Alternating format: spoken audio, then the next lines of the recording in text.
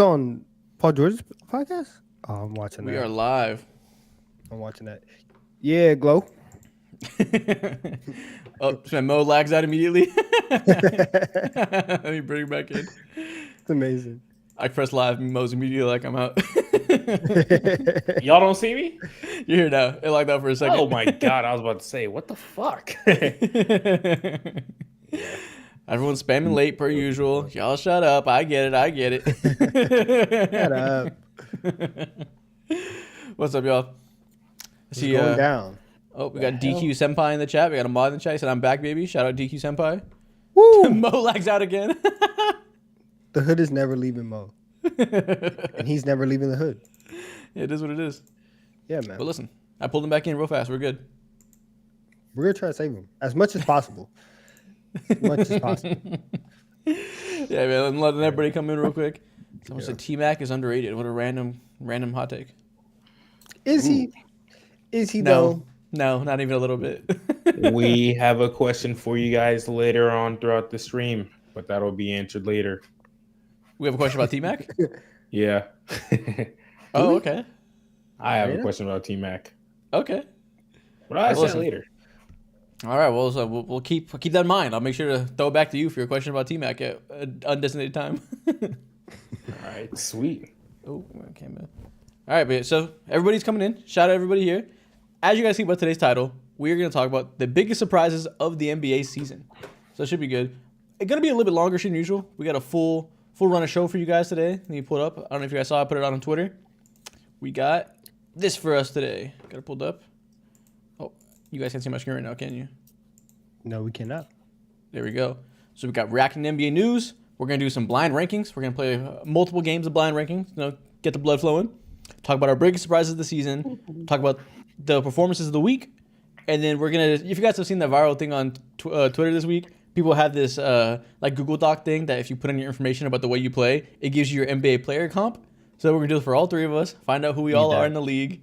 And at the end, we have a Q&A, which I'm going to pull from this thread on Twitter. So if you guys want to get your question answered in the stream, head here, drop it in the replies. We got 59 questions right now. We'll get to as many as we can. Welcome to TD3 Live. Tuning in at you every Monday night at 8 p.m. Here we go. Hey, y'all got it though. So we got 248 of y'all in here right now. Shout out y'all. We got 71 likes. So make the numbers add up to me in my head. They don't. Sorry to say, They don't. but They the don't. base is lacking right now, man. Tragic. Yeah, man. Okay, we'll go to the first news story. We'll get it started. First thing we're going to talk about today. Breaking news as of about 30 minutes ago. Jontay Porter has been busted, or not to say busted, nothing's in stone yet, but he's currently being investigated for irregularities in his prop betting market, which, for those who haven't seen the story, it sounds like this motherfucker was fixing his betting lines, whether he's been paid by the sports books that he was working with, or maybe he was just like helping his friends out, maybe he's betting on himself, whatever it may be.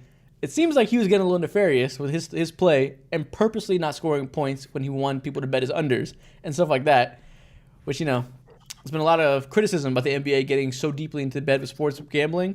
Something like this was inevitable. How are y'all feeling? That exact same way of like, this is like, what did you think was going to happen?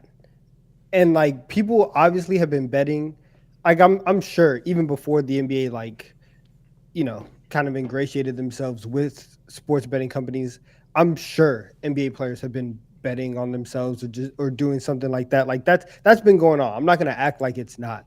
But the fact that it's so blatant right now and that you can have guys like Jontay Porter, the fact that Jontay Porter props are available at all, right? Like that's a story in itself. But like we saw the story last week that the NBA is going to integrate live betting into League Pass, and so while you're watching games, you can make live bets, and just making it easier and easier for people to watch stuff. It's a problem because now, just on the surface, whether regardless of how you feel about betting or not, it looks like people are fixing games, and there's a very, very distinct line between having fun and gambling and doing all that and the NBA is the new WWE and everything is literally scripted and that's what all this is. And you can't Like once you cross that line and everybody thinks that everything's fake, you can't. It's gonna be so hard to go back. You know, it's a problem. Mm-hmm. How do you feel, Mo? Wow, this is hilarious, bro. Me personally, I've never been into gambling whatsoever. I've always like had a holistic view about it, just because I never want to get in my feels about basketball and specific players who I have money tied to. This is a very nasty slow for me personally to see that NBA players or the first NBA player got caught doing so in terms of, doing nasty stuff on the court and selling himself or whatever. It's Selling not surprising himself? because, yeah, that's exactly what he did, bro. There's a video out on Twitter where The one that just came hit out? a three. Yeah. He hit a three and he was like, damn. Right afterwards, like he was pretty much open and he didn't want to shoot it, but at the end of the day, this is his job. He's a two-way player. He can't, like, what is he gonna do at the end of the day? And he shot it and he was upset, and with that 3-pointer, I believe he sold himself. And basketball is the easiest. You keep saying sold yourself. It's hilarious. Yeah. He's just out here prostituting himself every Okay, night. no, I'm not saying that, but that's just how I view it, bro. That's just how I view it. I just Yeah, selling yourself is a ridiculous way to frame it, but I agree. It's if it's true, right? Again, it's still just investigation. I saw the specifics. I'll find and pull it up. What happened was he played one game. Let's call it on Monday. He had 17 points, 12 rebounds, good game. The next game, his unders was set at like 7.5 points. He scored 6 points and then went out of the game with an eye injury and didn't play the rest of the game. All of his unders hit because he went out of the game early. Next time he comes back, does great again. The following game, he once again goes out early with an injury, just under all of his unders. So it seems like he's picking and choosing when to play poorly to do good and then do bad. That way, like the lines are high, and then he comes out and does poorly. Which seems to me like, if it's true, that's a pretty clear smoking gun that you're kind of like, for whoever's purposes, you're helping kind of, what even the word is, but you're helping somebody's interest by playing poorly on purpose for whatever way you're interested in it. This is collusion. This is what it is. Yeah, not great. Not a great look for the league. And it's so interesting because sports betting is obviously here to stay. It's a huge element of the NBA media. The NBA media is like in large part bankrolled by sports betting right now. So many top podcasts and even network shows are almost completely funded by DraftKings, FanDuel, Underdog, PrizePicks, all these companies. It's just deeply ingrained in everything that is sports right now, and it's probably not going anywhere. But it's such a fine line when the league itself is the one shilling it, Like, I don't have any issue with, like, individual shows, individual people doing sports betting. Obviously, nothing wrong with it on the surface level. Like, we've done sports betting ads. It is what it is. It's part of the game these days. But when the league itself does it, like there's such a integrity question there. When it's such a different standpoint of like me or Donovan saying, "Let's play Prize Picks. We like to have fun," versus the NBA and you have LeBron James in an ad saying, "Let's do Prize Picks." That's such a different level of influence, a different level of involvement from an official standpoint. And what's crazy about it too is that the NBA, out of the major professional sports leagues in the NBA or in America, the NBA was the first one to officially partner with with the sports book, and that was less than 10 years after the whole refereeing scandal that they had, right? So like because that happens in 06, and then I think they partnered with FanDuel in 2014, and that is just a lack of self-awareness on the league's part, one, and two,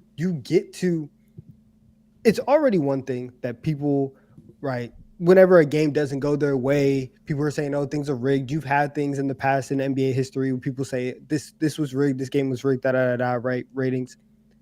2 weeks ago, Rudy Gobert looked at a referee and went like this and did the money sign.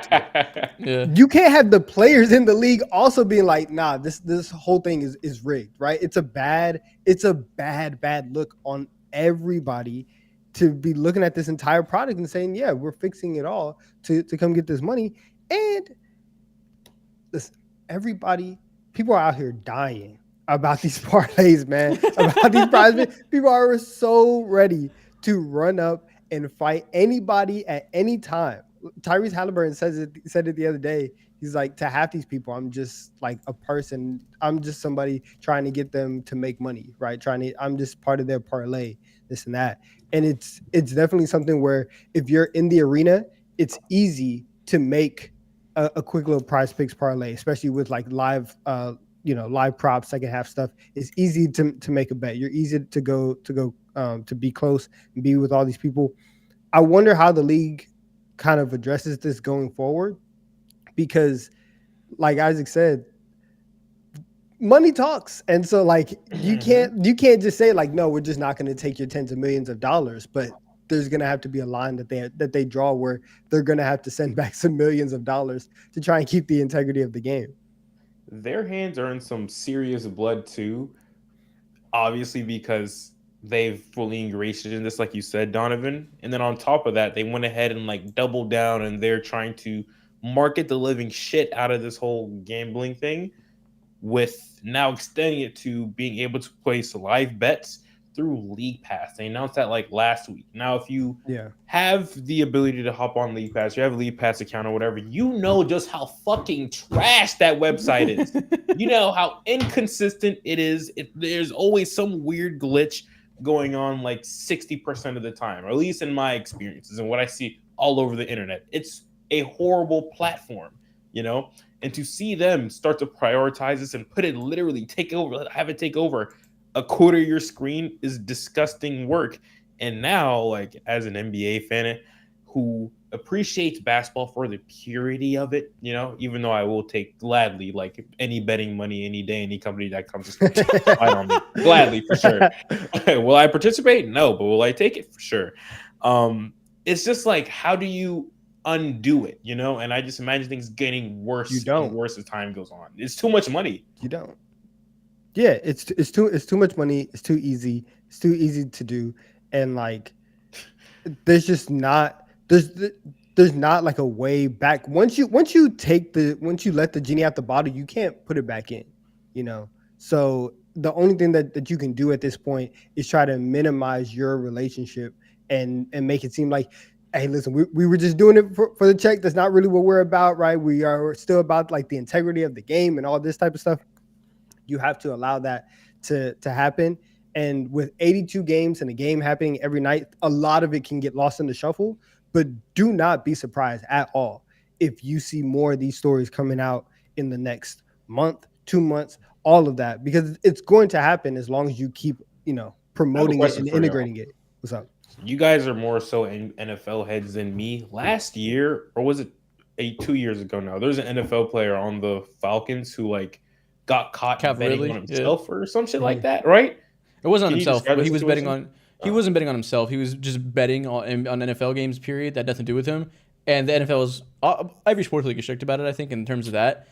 But yeah, he got caught having his name tied to a FanDuel account and was suspended for the year because of that.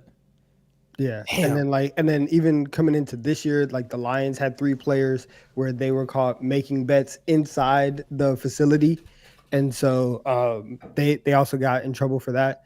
And so, yeah, man, it's everybody has a phone. Everybody can go right now. And like, even though that sports betting isn't legal in every single state, things like Underdog and Prize Picks, those are allowed to happen because they aren't classified as sport. They're not gambling entities. Those are daily fantasy sports, right? So you're still able to kind of do all of those things. And like it's a little loophole that you can get into. So that's why like everybody's talking about these parlays. That's what those things are kind of bet on, because you can't make just one bet on Underdog or Prize Picks the same way that you can at a sports book. And so those things are, everybody thinks, oh, I know basketball, I know football, right? All I have to do is get 5 picks right. It's hard, right? Even professional gamblers only win like 55, 56% of the time. It's a hard thing to do. So people are just losing money, and the NBA is breaking it in. Yeah, man. Anyways, we can move on. Let me catch up on the donos right now. Shout out to JRM37, donated $4 total. He said, crayons. Got to get back to class now. Shout out JRM. Shout out the Rat Leader who tipped $2. He said, Mo, I'm in your bed. I'm coming for them toes tonight. Listen, the whole chat, this entire, like the first part of this, the chat has been asking for Mo's toes. They want to see him. Toes. Toe reveal. Toe reveal? Toe reveal. Grippers. Listen, there's going to have to be some mighty donos in this guy for me to go ahead and feel him for real. Selling himself. Exactly. Listen, what's your line? I never said I was any better. All right. I call out what I see. See, just like me for real. Yeah. Shout out to Fur Sir. He tipped $10. Appreciate you. He said, my favorite pod, hands down. Keep up the good work. Hope you consider a segment where we react/hate on some ridiculous ESPN takes. That would just drive me insane. I fucking hate ESPN these days. I've been very vocal about it. Yeah, I know. I saw some terrible down. Speaking of ESPN, I saw some terrible down bad, just horrible announcing when I was watching. I saw Skip Bayless and what's the other old football dude on who's his Keyshawn? co-host now? Yeah, That's just some shit like as has well. LeBron ever posted somebody or whatever? Bro, they're in the toilet right now. Trenches. Shout out to Del Sol for tipping $5. He said, I'm putting this $5 on Mo in the Don versus Mo shooting contest. We all know Don be checking up bricks out there. Whoa, Donovan, they're trying your life right now. That's fine. He taking this personal. Facts. And shout out to Wyatt for tipping $1. Appreciate y'all. On to the next story. Let's get back to basketball. You know, the betting thing is going to be quickly developing. We'll probably talk more about it in the coming episode as more information comes out. But for today, the Golden State Warriors are dangerously close to losing their current spot in the NBA play-in tournament. They are the 10 seed and are losing that spot very quickly to the Houston Rockets, who have been on a fucking tear. Listen, we're going to talk plenty about Jaylen Green pretty soon. But as of now, they are exactly, one game ahead of the Houston Rockets in the standings. Woo. Not a great place to be for a team that, is always championship or bust when you have Steph Curry on your team. And the latest thing, we heard them talk about it, was somebody asked Draymond Green about it in the postgame presser. And he said, I don't give a damn about the Rockets. It was like, they're not a worry to me. He might have to care pretty soon. How are y'all feeling about the Warriors right now? How you feeling about it? They're playing the most mid basketball ever right now. A lot of folks are mad at Steve Kerr because a couple of nights ago, I think it was what team was it against? Was it against the Pacers or I think it was actually against the Timberwolves. Yeah, the Timberwolves, where there was a good stretch entering the fourth quarter where Steve Kerr just did not want to play Curry because minutes or whatever, and he was like said some crazy quote. He was like, I don't want to ride Steph Curry too much. Something like that. I didn't put words in his mouth. That's literally what he said. And the context of that was like he didn't want to like overbear him with minutes. And so it seems like that is the only way to go ahead and do so. He has to be continuously the hero, like Steve Kerr said, the hero for this franchise for the last 15 years and onward, because the Warriors are just like genuinely in the trenches of, although Jonathan Kuminga is a nice offensive punch, there still relies a lot of the same issues on this team. So it's tough. I think they might be cooked. And if so, that'll be so entertaining. Yeah, I mean, they're super cooked. What do you mean might be? They're cooked as fuck. Even if they maintain this spot, they're the 10 seed, probably going to lose to the Lakers in a single elimination game. Who knows if they beat the Mavs or whoever in the 7 seed game after that. They're beyond cooked. They fucking suck. They fooled us for a couple weeks when they brought things together after starting Draymond. They looked good, went on a nice run. It's been nothing but inconsistency since. Whether or not they lose a 10 seed, neither here nor there, cooked is like the nicest way we can talk about them. I mean, but we've said that they're cooked for a while. Like we've understood that this team isn't going to make a deep run in the playoffs. But whether or not you can win a championship with Steph Curry right now, like that's one conversation. Making the playoffs is another conversation. Making the play in, right? That's actually embarrassing. And it's disgraceful if you can't make the play-in when you had this giant lead and the Rockets lost their star player. And obviously, they lost a star player, got another one back because Jaylen Green, like, listen, I'm a father now, right? Bills have to get paid, diapers have to get paid, shots. I understand that. You cannot go down like that. They have a very easy schedule, though, for the rest of the way. They have one of the easiest schedules in the league. They have their next 6 games are really, really going to be important. They have Miami, Orlando, Charlotte, San Antonio, Dallas, and then Thursday, April 4th is probably where the season is going to be decided because they play Houston on the road on Thursday, April 4th. If they end up losing that game and Houston is able to make up a full game, right? And even if they tail off from winning 8 straight and they go 2-2 in the next 4 games, that's probably going to be where the season is decided. These are must-win games down the stretch, but they have a very, very good opportunity. I think they're going to be okay. I think they're gonna be fine. And by okay, I just mean get the 10 Yeah, I was like, seed. what does okay mean? They're the furthest thing from okay. Yeah, Yeah. it's just get the 10, right? Woo. Maybe you could beat the Lakers in a one game scenario. We'll see, but I don't know. Yeah, whatever. Anyways, the point of this isn't even necessarily about the Warriors. Fuck the Warriors.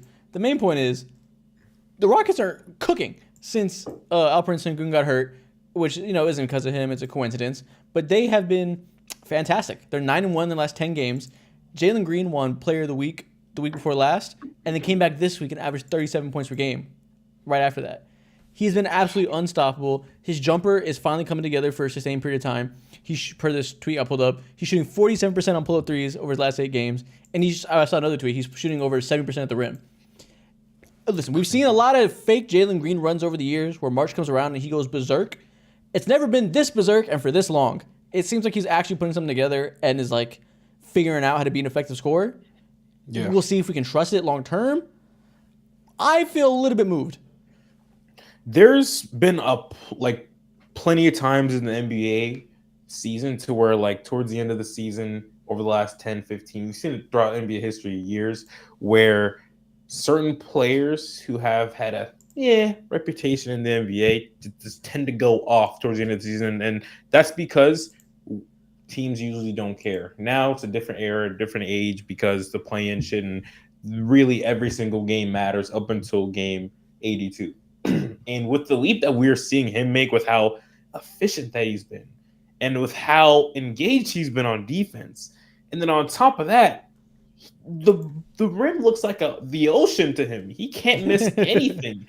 It's a night and day difference in terms of what type of player that he is right now compared to what he was the first 50 games of the season. And this type of just switch hasn't been seen before. And I wonder if he could keep, obviously he can't sustain like the efficiency because it's just like insane. He'll be a top 10 player in the NBA if so, but can he be some shades of this throughout the future? I don't know. Yeah, I mean, at the end of the day, the big thing is the three-point shot is falling. That opens up the rim driving game that we've seen, and everything else brings the confidence together. And that's been the biggest issue with him forever of why he's been so mid for so long, is the three-point shot just never been consistent. And he's the type of player that needs that to be the bedrock of his game for everything else to come together. So you said that the shooting's unsustainably high. Correct. Can it still be really great going forward without being this unsustainable? I don't know, but that's like the one thing that'll control the rest of the game, I think, is his three-point shooting real? Yeah. But Isaac, when you started this, you were like, we've seen Jaylen Green have March heaters before. And if you look at the calendar, we're still in March. So maybe he just doesn't like winter. Maybe he just needs warm weather around him, right? He likes the sunshine. Anything after daylight savings time, right? We're talking about betting. We'll bet the over on Jaylen Green after daylight savings time, because I've seen stuff like this from him before, right? We've seen him get into these modes, get into these bags where the creation is there, the shot making is there. We all know about his athleticism, and I also think that like moving forward with the Rockets, I don't know once Sengun comes back, I don't know. Obviously, if you can go out and score 30 a night on this efficiency, go ahead and do it. But I don't know where the space is going to be with them, and that's what I think the biggest question for the Rockets is, and it's a good problem to have. You just have a lot of people that you like, a lot of good prospects, a lot of people that you have to develop. How does it look next year when Sengun is back, when Tari Eason is back, Jabari Smith takes another leap? You're trying to get Amen Thompson into like the starting guard role. I'm hesitant to trust Jaylen Green in this sense, but I do think that like everything that he's showing is 100% his potential, and I think that maybe in another situation it can go down like this, but consistently, I'm not there yet. I need to see it for half a season. Dude, if you can do what Kobe White has done, right, then maybe I can trust it, where I've seen it for a majority of the year. But 2-3 weeks out the season, you go crazy. That might just be your calendar. Yeah. A lot of credit also needs to be given to Ime Udoka and how quickly he adjusted. It's not a lot of times to where like we see a team's best player go down and then the team adjusts their play style so fast, in such a fast way, and also such an effective way too. They're playing a lot faster, and along with that, everyone else is just being utilized in slightly different ways, of course, because they were a Sengun ran team. And like you said, Donovan, like if I'm a team like the Houston Rockets, I see it and I appreciate it. Came a little late. We could have used you like while Sengun was here to give us more information, whatever. But nonetheless, this is great. And you move into next season with good faith, and you try to see if those two can move as a unit and be a real duo. But as of now, it's just like I don't know. I don't really buy too. I don't want to say buy too much of this, but I'm just sitting on my hands right now. You know. Yeah, for sure. For And sure. that's all you can do. You can acknowledge he's playing better now. Because I know a lot of people like will comment on our videos and say like the Jaylen Green hate is crazy. And I've seen some comments on older episodes like y'all need to reassess the Jaylen Green hate.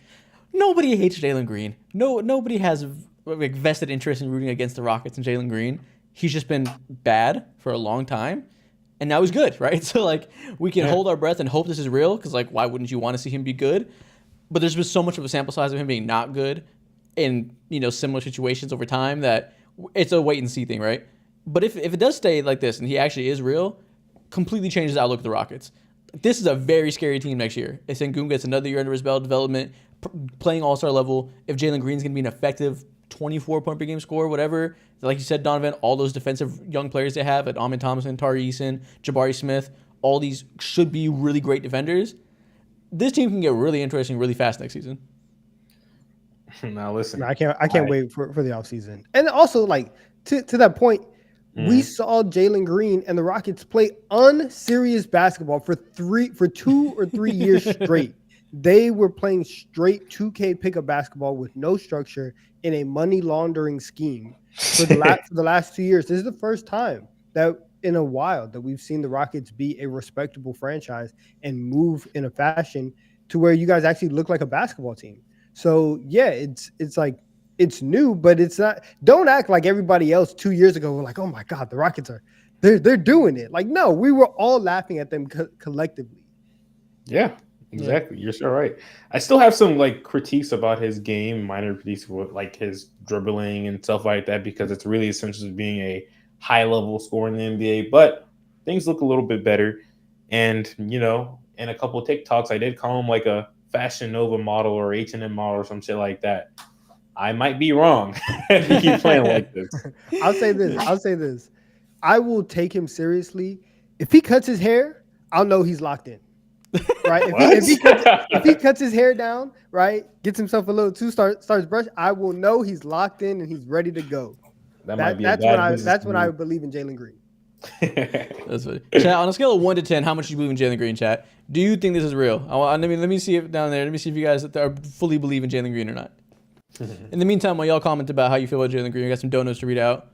What's the last one you read? Okay. Shout out to the Rat Leader donating another $1. He said Don shoots enough bricks to build a house. Killing Hayes 2.0. Facts. Okay. Damn. Shout out to 5'2" King for donating $1. He said, I know Isaac's feet are swinging from his chair. Bro's dangling.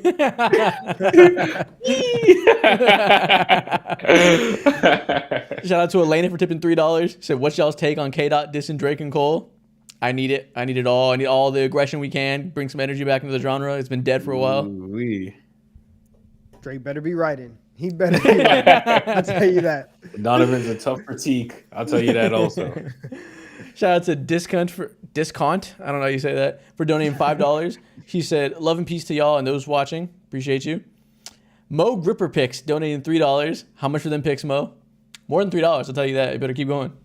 What was that username? Mo Gripper Picks. All right, we got to block that guy. Nikhil, watch it, please. And shout out to Webby for donating $3. What era of the NBA has the best off-court fashion? Probably this one. They care the most now because they're the most famous, so they try the hardest. Yeah, overall, probably the most. Yeah, this year, for sure. No, for sure, yeah.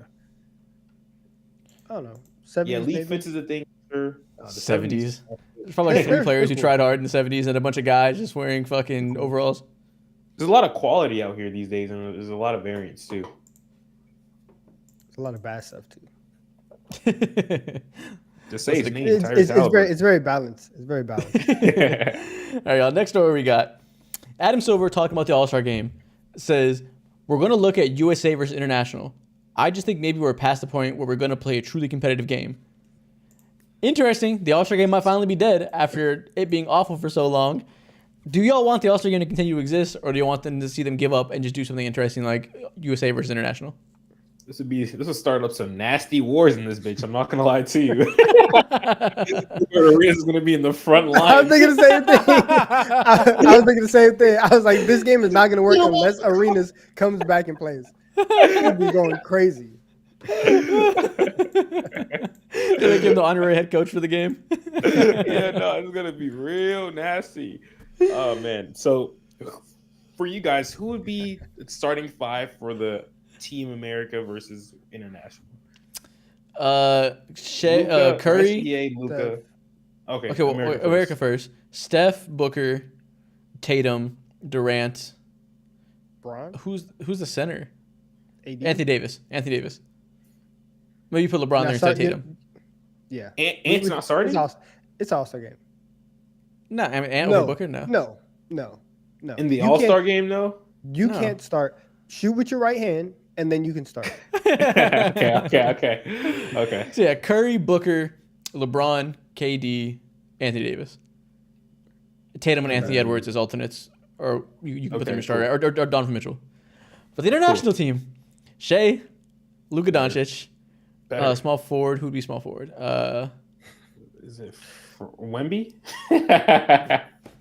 Fuck it. We just go. We go Giannis and Embiid, Jokic. We just go massive. With Wemby coming off the bench. Yeah. Wow. That team is so much better. They got it. There's so much more talent. But but Team US America might be deeper though, for sure. I think they're deeper. I guess the top end talent is night and day. Hey, but I guess it also depends on Joel Embiid because he wanted to rep Team USA actually this summer. So listen, we do not. The NBA does not operate on the same rules as FIBA. He's not from the USA. You can't finesse that. No, it's ridiculous. Yeah. So what do you guys feel? Do you guys feel like the All-Star game needs to be completely thrown away and done something like this, or do you feel like it's worth trying to save? No, it's dead. It's dead. Like they don't care, but the players don't care about it, and they've shown it that the only time that it has been decent in the last 5 years was the first time that they moved into the draft format, or the one that they had in 2020. Like the first couple of years of that was good, but now that has lost its shine, nobody cares about it. And you can make whatever adjustments you want to the structure of the game. If the people actually playing in it are going to act like it's 3 p.m. in LA Fitness, then we are not going to get a legitimate All-Star game. It just won't work. The games don't look good at half speed like that. Damn. Yeah, I agree. A team led by Jokic and Luka in the All-Star game might like just absolutely blow up in Adam Silver's face, because I don't know if those guys would like genuinely take any of these changes to heart. They wouldn't give a damn. They won't. Let's talk about something that matters. Let's talk about something that matters. Please. The Charlotte Hornets have been eliminated from playoff contention. Yo. What? No. Wait, oh my God. Might gotta pour one out for them because sad day for the league. Damn. All right, so what's next, right? I want to talk about something that matters. Next up, we got. Listen, the Clippers have been ass lately, bro. The Clippers have been. They have not been good ever since we gave them the praise of being the second best team in the West. They just That's a Clippers thing to do. Facts. They took their fucking foot off the gas. They are currently 1-8 against winning teams since the All-Star break. Oof. Not that great. Is absolutely disgusting. They're gonna lose. They're gonna lose the 4 seed. New Orleans is gonna catch them for the 4 seed, bro. Which is at this rate, yeah, that's crazy as hell. They're only a half a game up on New Orleans for the 4 seed right now. Yeah, they're cooked. Oh my God. Actually they're half a game. That's an embarrassing fumble because those top 4 teams were so far ahead of everybody, and for the fact that everybody else, those other 3 teams are still way ahead. They're all half a game or 1 game back out of the 1 seed. Now it's just a 3-team gulf. After that, 5.5 games back for the Clippers. Embarrassing fall off. 5-5 over the last 10. Categorically mid by definition since the All-Star break. Do y'all think they can turn it up for the playoffs to come around? Do you still believe in them, or are you a little worried? Off of namesake, if I was and not even any disrespect, if I was a casual, I'd be like, yeah, the Clippers are going to be fine, because you just look on paper, you see Paul George, Kawhi, James Harden, you think it's going to be fine. But obviously, They're not good. You got Paul George talking about we don't have an identity, which is weird, but whatever. And then even I was like, maybe they'll be okay. I'm looking at the schedule to close the season. Starting in April, Sacramento, Denver, Utah, Cleveland, and 2 games against Phoenix. Yo, it can go south quickly. At the end of the year, if they could mess around, right? It would be unlikely, but they can mess around and end up in the 7. That'd be hilarious. If they lose 2 games to the Suns at the end of the season, which they probably won't, but who knows? They could end up in the play-in, which is wild. There's probably not enough games left that they actually fall that far, just because they've been mid, not horrendous. But that would be hysterical. Even if they fall to 6, oh my god, that'd be funny as hell. What are they? They're 3 wins above. Yeah, they're 3 games above the Kings. They lose to the Kings and lose both games to the Suns. You're getting dicey. Ooh. Listen, man. Oh my goodness. The interesting part is you could believe that they could turn it around because, like, why wouldn't you, right? It's scared. Every team goes through this type of stuff. But they don't exactly have playoff risers on their team that you can believe in to just fucking flip the switch. Paul George? James Harden? Is Russell Westbrook going to come in and save this team in the series? Is Kawhi just going to go superhero mode? I don't know, but it's not a lot to really hold your hat on if they're not showing you they're good in the moment. It's tough. But also I feel like when it comes to who the head of that team is, which is being Kawhi Leonard, if any team is gonna do it, when I say it's gonna do it, flip that switch. I believe it could be them. Kawhi's been playing perfectly normal, perfectly fine. His 3-point shot hasn't been as effective over the last 10, 15 games compared to where it was throughout the rest of the season. Same thing for Paul George. He's been playing absolutely fine. But James Harden, he's been some pure trash over the last 10 games. He's shooting 38% from the field and 30% from 3. That's so bad. And, the reason why we look at them in the new light and another level compared to all the Clippers teams in the past is because of his play, his playmaking, and his ability to help connect the pieces of the Los Angeles Clippers. He really connected everything together. So if he's not taking charge and being not the force that we know he can be, but the essential key piece that they need, then I don't know what to think of this team. Yeah, it's not looking great. Listen, we'll TBD, right? We'll give it some more time. We don't want to make any overreactions either way. Something to keep your eye on. And I can imagine we will be one of the shows that doesn't take any... There will be nothing holding us back from being honest with the Clippers if the time comes. I'll say that. Isaac, you love this meme. I think that's perfect. He stayed doing that. Should we believe in this team? You tell me. Next story, man. Paul Pierce been yapping, as he tends to do. He said Steph's influence in the game has been greater than LeBron, MJ, and Kobe. Do you agree that Steph has the greatest influence of all time? I agree with that. You agree with that? I can agree with that for sure. I would be serious. Over Michael Jordan? He doesn't get it over Jordan. I would put him over LeBron and I would put him over Kobe, but you can't put him above Michael Jordan in terms of influence. Like that's not correct. It's not outlandish to say because it is outlandish. Michael Jordan? He's more famous than God. What do you mean? Michael Jordan was more famous than God. In 1995, nobody in the fucking planet was more influential than Michael Jordan. Listen. 2016, Steph. I'll bring up the stats and bring it to your platter right now, bro. You can't tell me otherwise. All right. What stats of influence? So, bro, people will die over Jordan 11s. That is true. I wouldn't take one punch for some Steph Curry shoes. All right, now that's a different bar. If you're wearing that's the difference. That's the difference. You get punched if you're wearing Curry shoes, and you'd fight somebody else for Jordan. That's the gap between their influence right now. So that's the bar that we're going. Okay, if we're going by the Under Armours, then sure. Okay, I guess that's fair. Because I've never in my life wanted to cop a pair of Under Armours. Never will. But yeah. I get his point though. I get his point. Steph Curry is definitely up there for most influential players of all time. And, this is a typical TV thing, right? They got to be hyperbolic and like make him like the most influential when really he means he's in like the top tier of influential, which is fair. But he's not that's very wrong. fair.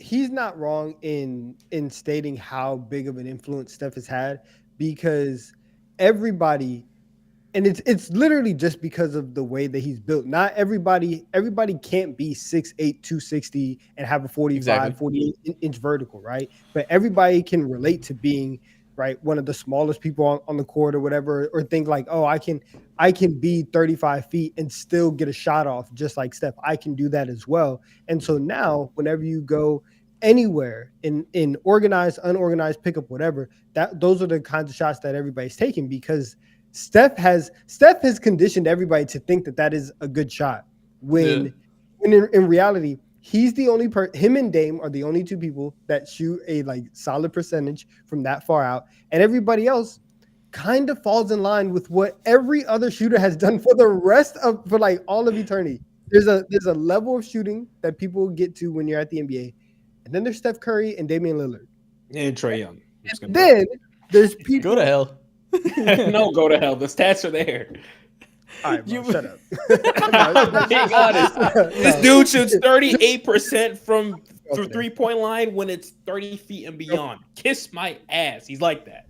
God, I'm tired of you guys disrespecting. Anyways, one of our first TikToks, we have a viral one where you saying that Trae Young is statistically one of the greatest shooters of all time, and you got ratioed. Let me go ahead and like delete that real quick. Yeah, man. Steph's definitely up there. I understand the take. It's just obviously ridiculous hyperbole. Someone said, "God damn, how many drinks does Isaac have at his desk?" I only got 2. I have 20. Oh, okay. I was about to say, what are they talking about? That's hilarious. Donovan, how many drinks do you got? I'm gonna defend you because I have the same amount. Sun-kissed zero sugar. This man's a dieter. Listen, I got 2. Listen, Sunkist Zero Sugar is one of my favorite zero sugar. In terms of being like as close to the regular soda, the Sunkist one is right up there in terms of taste. And we talked about it. Dr. Pepper Zero Sugar, also an elite diet soda. If you guys are trying to go that way, my top 3: Sunkist Zero Sugar, Dr. Pepper, and then you can't go wrong with the Coke Zero. See, you're about that life. Oh my god. Also, ripping open the package, relax. Like that? There's Damn. a perforated thing. There's a place for you to rip it open. You don't have to do that. That's animalistic of you. Animalistic. No, Dr. Pepper Zero Sugar is so good. Bro, I can't even drink Dr. Pepper anymore regularly because I'm so used to the zero sugar ones. When I drink the regular ones, I'm like, this is fucking cough syrup? It's awful. I'm so used to it. Got a couple more donations real quick. What's your drink situation look like? Right now I have a Diet Coke. And I got my water. Yeah. Yep. Weird. USA donated $5. Appreciate you. He said, rank these people's influences: Michael Jackson, Jordan, and Elvis. I don't even know where to start. Jackson 1, Elvis 2, and then Jordan 3. Elvis is 3. Elvis is 3. Michael Jordan is 2. Actually, no. Michael Jordan, Michael Jackson, Elvis. That's what I was thinking. What? Yeah. Michael Jordan first? Michael Jackson was more famous, but I think Jordan was more influential. Yes, I don't agree with that necessarily, because in what sense? I think about the influences throughout culture, and Michael Jordan had that same reach as well, but the reach with music is just larger. But we're not talking about that right now. That's fair. Reach, but influence is different than reach. Who has more reach with their influence? That's how I'm looking at it. Okay. That's like, and like, if you hear this dude's music, look at his streams and see how people sing and rap and dance and shit. It's fucking Michael Jordan or Jackson, you know? Yeah, I get it. We're talking about 2 of the most famous people of all time, so I understand. There's no like real thing to gauge it either. I'm just Prince like, outlived Mike Jack though. Anyways, next one. Bol Bol. Bol Bol said Bol Bol got called for a foul against Victor Wembanyama, and he said to the ref, "Y'all are dick riding, bro. I get it." He sounds jealous as hell. He sounds so jealous. People were so surprised by his voice because they didn't know Bol Bol grew up in America, going to like fucking AAU camps and playing at like fucking charter schools. So he just sounds like every other American teen, and people were like, I thought he talked like Joel Embiid. But he just sounds like Devin Booker. Yeah, That was hilarious. But this is funny as hell. No, it was good. Shout out to Bol Bol for staying relevant somehow. You know, like Shaq has been keeping the legend of Bol Bol alive for the last like 2 years, and just like, hey, if he gets a chance, right, he can do it. He's okay, he's fine, he's whatever. These are the moments that we're looking at from Bol Bol, right? I just need you to be a semi-solid NBA role player. Give us a funny tweet every 3 months, and I promise you're gonna be a legend. You're already 7'3" or whatever. He's content with putting that shit on Instagram. Some of the chats that I thought he sounded like the Kim Mutombo. Oh my god! Now that's where we gotta slow down now. Oh my god! Yeah, and this game too actually played really well alongside Victor Wembanyama. He looked like he tried to get up out the bed for this specific matchup. Be like, hey y'all, I can do some of this shit too. No, you tried can't. to on a consistent basis. Along the same lines, Chris Paul got a tech for calling one of the refs a TikToker, which is hilarious. I forget which one. It's the older guy. Oh, what's his name? His family's a Celtics fan. He looks like he looks like Tony Brothers. Yes, that's his name.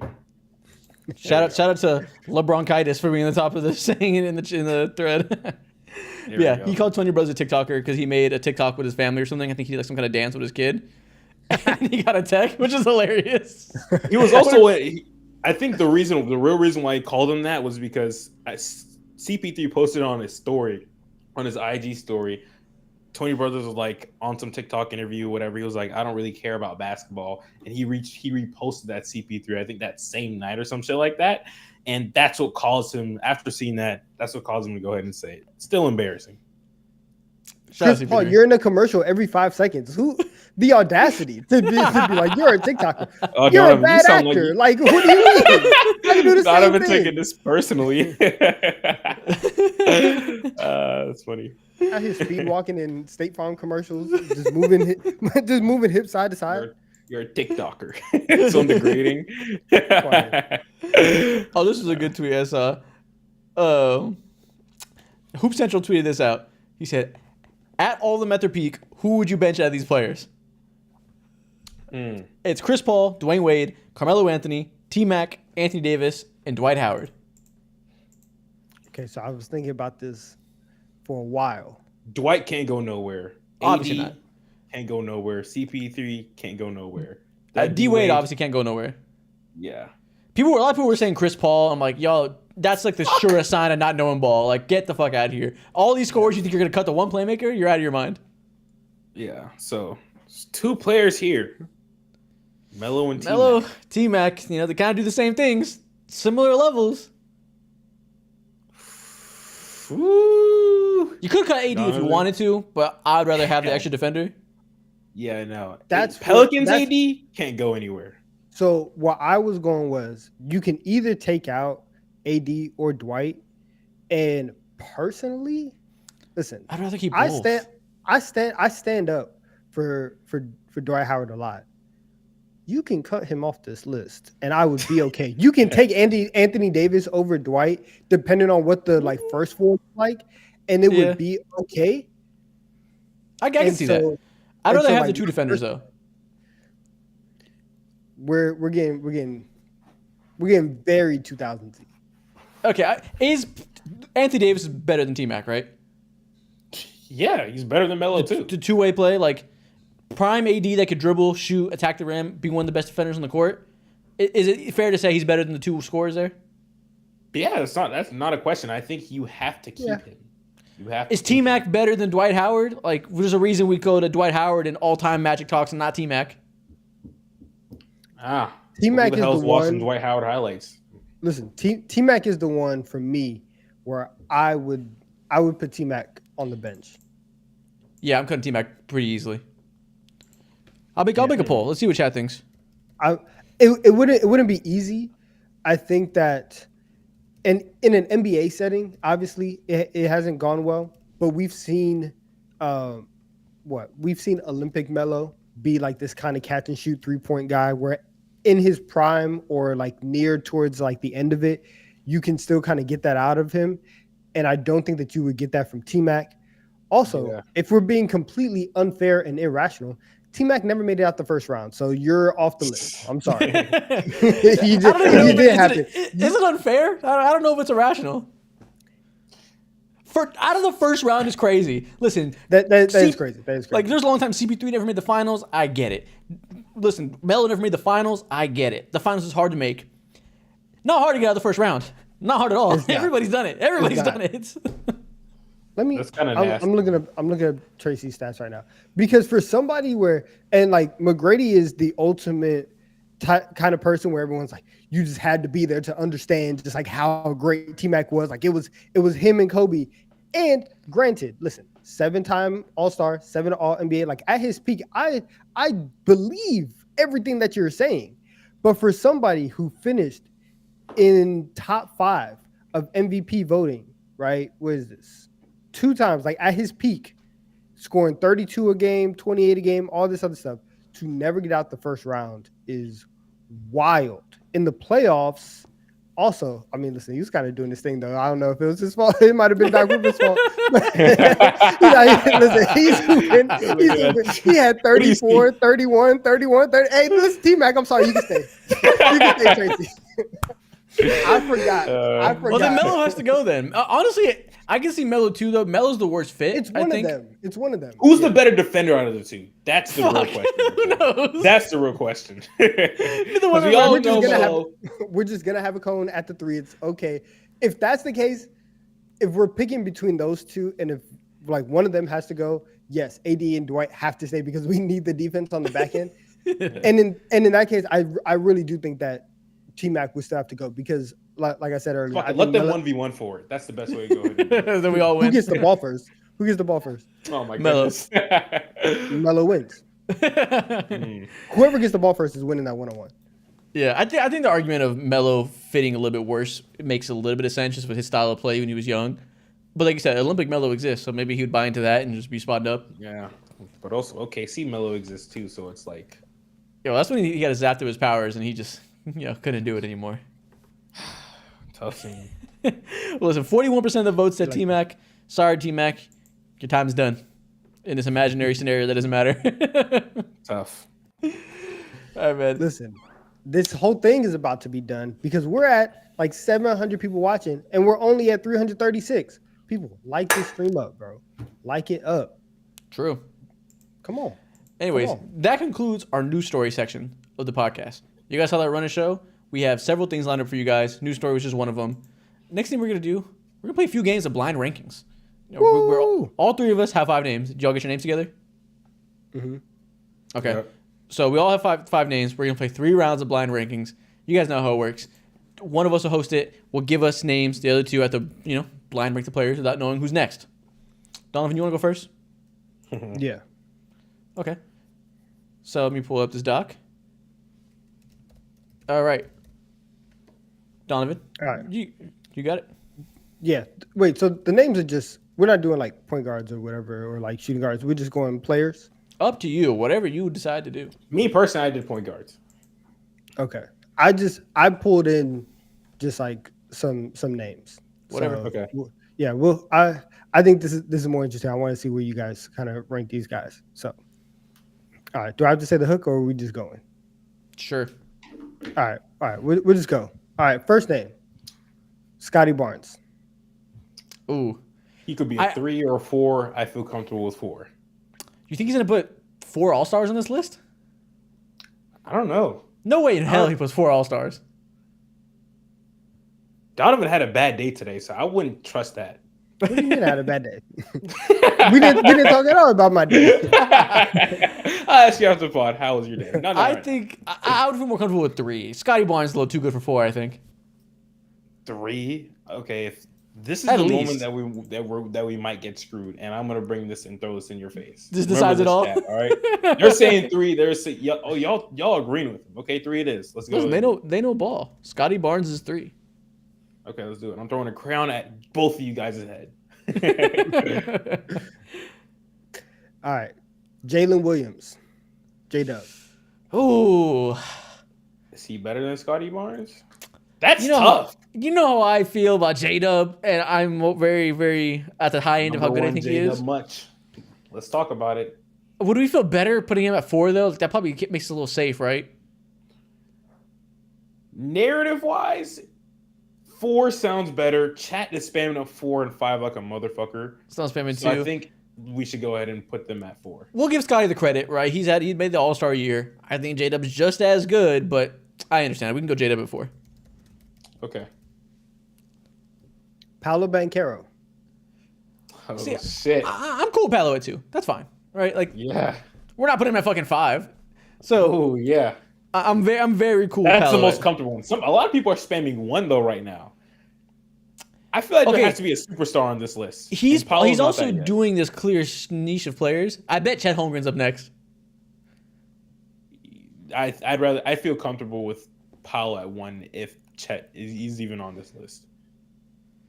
It's the All-Star thing, so it's like I think Chet's What do better we than do? Paolo, but neither here nor there. We can go but Paolo. you can't at 1 put if you Chet want at to. 1 over J-Dub and also Scotty.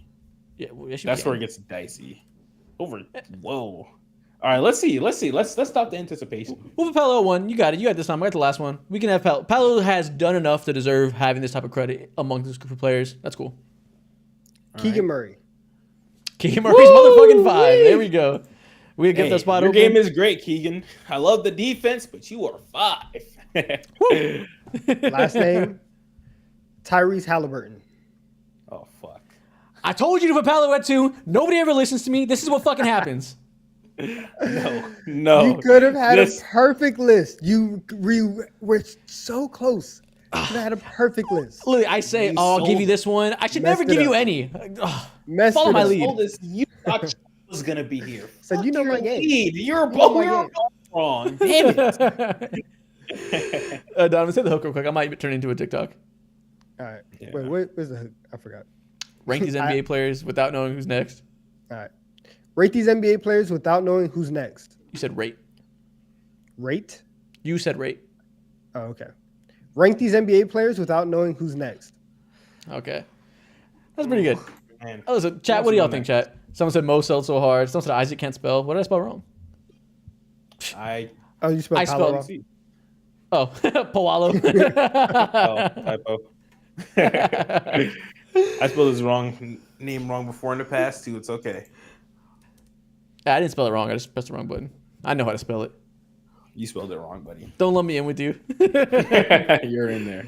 All right, let's do Mo's list next. I can Mo. go. I can go next. All right. Okay. You guys ready? Blind rank these NBA players. Or hold on. That's Let's fine. blindly rank these NBA players. Okay. All right. So, number 1, De'Aaron Fox. Ooh. What are you thinking? Don- Like 2? I always feel safe putting the first guy at 3, just because, like, nice in the middle. If he's only doing point guards, De'Aaron Fox is like what, the 8th best point guard in the league, 7th. He might pick 2 De'Aaron's top so 6 good. guys. We'll go 3. We'll be safe. We'll be safe. Okay. At worst, he'll probably have somebody that's just as good. That could be 2 and 3. You won't feel that bad about it. Yeah. Okay. Have you guys been consulting with chat because they might be pissed at y'all? Chat's This spamming one's so 2. it's so back and forth, like 2 or 3. Yeah. People were saying 2 or 3. I get it. Y'all. I wouldn't be mad at 2 by any means. Okay. You ready for the next one? Yes. Yeah. Trae Young. See, number 2. He's a little bit better than the. Actually, See, and this is I was gonna ask you, do we want to put him at 4? I think Trae Young's better than De'Aaron. I think it's mostly narrative why De'Aaron gets put above Trae Young in rankings because people like to shit on Trae for all the wrong reasons. I think if I had to rebuild the team today, I think I'm still picking Trae Young over De'Aaron. That's a hard thing. Yo, chat doesn't even know what the fuck they want to do. I see 4, This is so split. 2. Some idiot says 6. It's some idiot. Who else is on this? Okay. I'm gonna say 2 because Let's go. Gotta be 2. I know how highly Mo thinks of Trae Young. Okay, we're playing to the audience, playing to the ghost. Yeah, so we'll put Okay. Trae at 2. Yeah, I think one game, I'd still rather have Trey. Building a team where I can actually do a good job, unlike the Hawks, I'd rather build around Trey. Okay. Then Damian Lillard. It's a, 4. gotta be 4. We can't put him 1. We'll fuck the list. Yeah. I don't know if I actually think he's worse than both these guys, but we got to keep the integrity of the list together. Thank you. I mean, this season you can make an argument. Yeah, well, it's not like De'Aaron's been lighting the world up either. He had a great start to the season, kind of fell off midway through. A lot of chat saying 1 and 4. They seem comfortable with your pick. 1 is kind of, So I lean with you guys. Okay. Tyrese Maxey. Ooh. It sucks. Well, this is the inflection point. Do we put him at 1 or... Did he end... I feel like Mo might have ended with someone shitty to be funny. But I don't feel comfortable putting Maxey above these 3 guys. I mean, he's had the best season out of those 3 guys. He's averaging a highly efficient 26 points per game. He was the one person that was an all-star here. Well, I mean, Damian Lillard was a starter, but for popularity, like... You know what? You got it. You got it. I don't even. Do I got it? I'm not gonna be the. If Mo ends up putting somebody where it needs to, I don't want to have it on my hands, on my conscience. So we could put Tyrese Maxey at 1, and we'll see what kind of game Mo plays. I don't even know if I feel good about this. There's only 2 spots. It's either at the top or the bottom. Break it with the chat. Break it with the chat. Be decisive. Be a man. Tyrese Maxey number 1. No, you for real cannot type.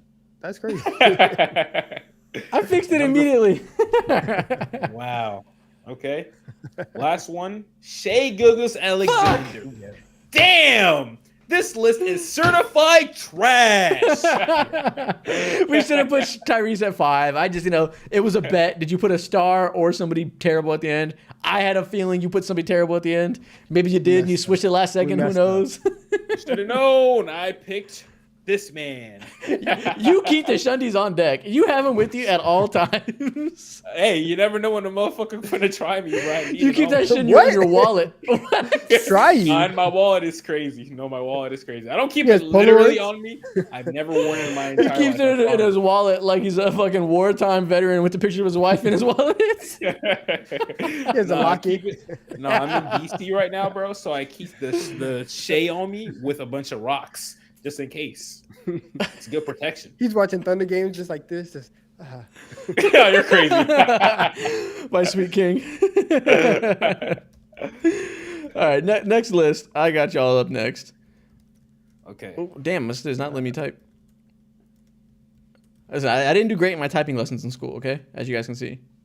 No. You had typing lessons? lessons? That way. I had computer class, but it wasn't like typing lessons for real. In what grade? Because I had to do the same thing in like 6th grade. I think that was 8th grade. They got me a 6. Yeah. Okay, so real simple. I got 5 names for you. The building. Blind rank these NBA players. First off, we got Zion Williamson. John's been killing it right now. I put back. him at 2. 2 off rip. Woo. Okay. Let's do 2. I'm fine with it. Love that. Love that. Next Chat, up, we need your help in this too. someone said Isaac's selling at typing as well. Don't let us down, chat. Next up, we got Jaren Jackson Jr. 5 probably. 4? Could be 4. Let's go 4. Let's go 4. 4 is more safe. He was an all-star. Last year was defensive player of the year. A lot of people hate him now, but he's still like that. Yeah. Yeah, Okay. we'll go 4. Yep, chat says 4. Let's move. Pascal Siakam. Perfect 3. Or 5. He's better than Jaren? He's better than Jaren for sure, without a doubt. Without a doubt. More versatile, 3. more consistent offensively. Let's go 3. Defense hasn't been great in Indiana, but I just like Pascal and his ball handling more. Let's do 3. Chat is very split. I've seen a lot of 5s. They're saying 5s and 3. 1s. This group of 4s is very like by the week. You can be really, really high on them or you can be kind of low on them. I feel like I'm never super low on Pascal Siakam. He's just kind of there doing his thing. Yeah, exactly. He's just doing his thing. He's there. I agree. That may be the best placement out of everyone. He's the perfect 3. Okay. Draymond Green. 5. Yeah, 5. You only got 2 spots. Great role. I understand that, but in an ideal world, I would have him at 4, but we put Jaren there. So, but we'll put Draymond at 5. Yeah, I So mean, the worst player of all time. worst Okay. player of all time is hilarious. He is the best role player of all time and probably the worst star of all time at the same time. That's Draymond Green for you. The worst star of all time. Yeah. 5 is great. Who's going at 1? Evan Mobley. Oh fuck. Chat. It's not my fault, Donovan. You don't even get to take the blame in this one. It's the goddamn chat. We followed their lead the entire time. The entire players, time. this isn't on you. It's the coaches. Shut the fuck up. It's the coaches. It is them. They said you sold. No, bro, you sold right now. You sold us in this goddamn Where is that thing, kid, right? man? You sold us when it comes to liking the goddamn stream. We can't trust you for shit anymore. Damn. Listen, we have one good list here. Number 1 is a pretty good list, Donovan's list. You can debate Paolo versus Tyrese. Tyrese probably won. But the 2 next lists, awful. Trash. Horseshit. Terrible. Damn. We listen. We'll come back harder next time. We lift the tier list another day. Or we lift the blind rank another day. Some days you lose.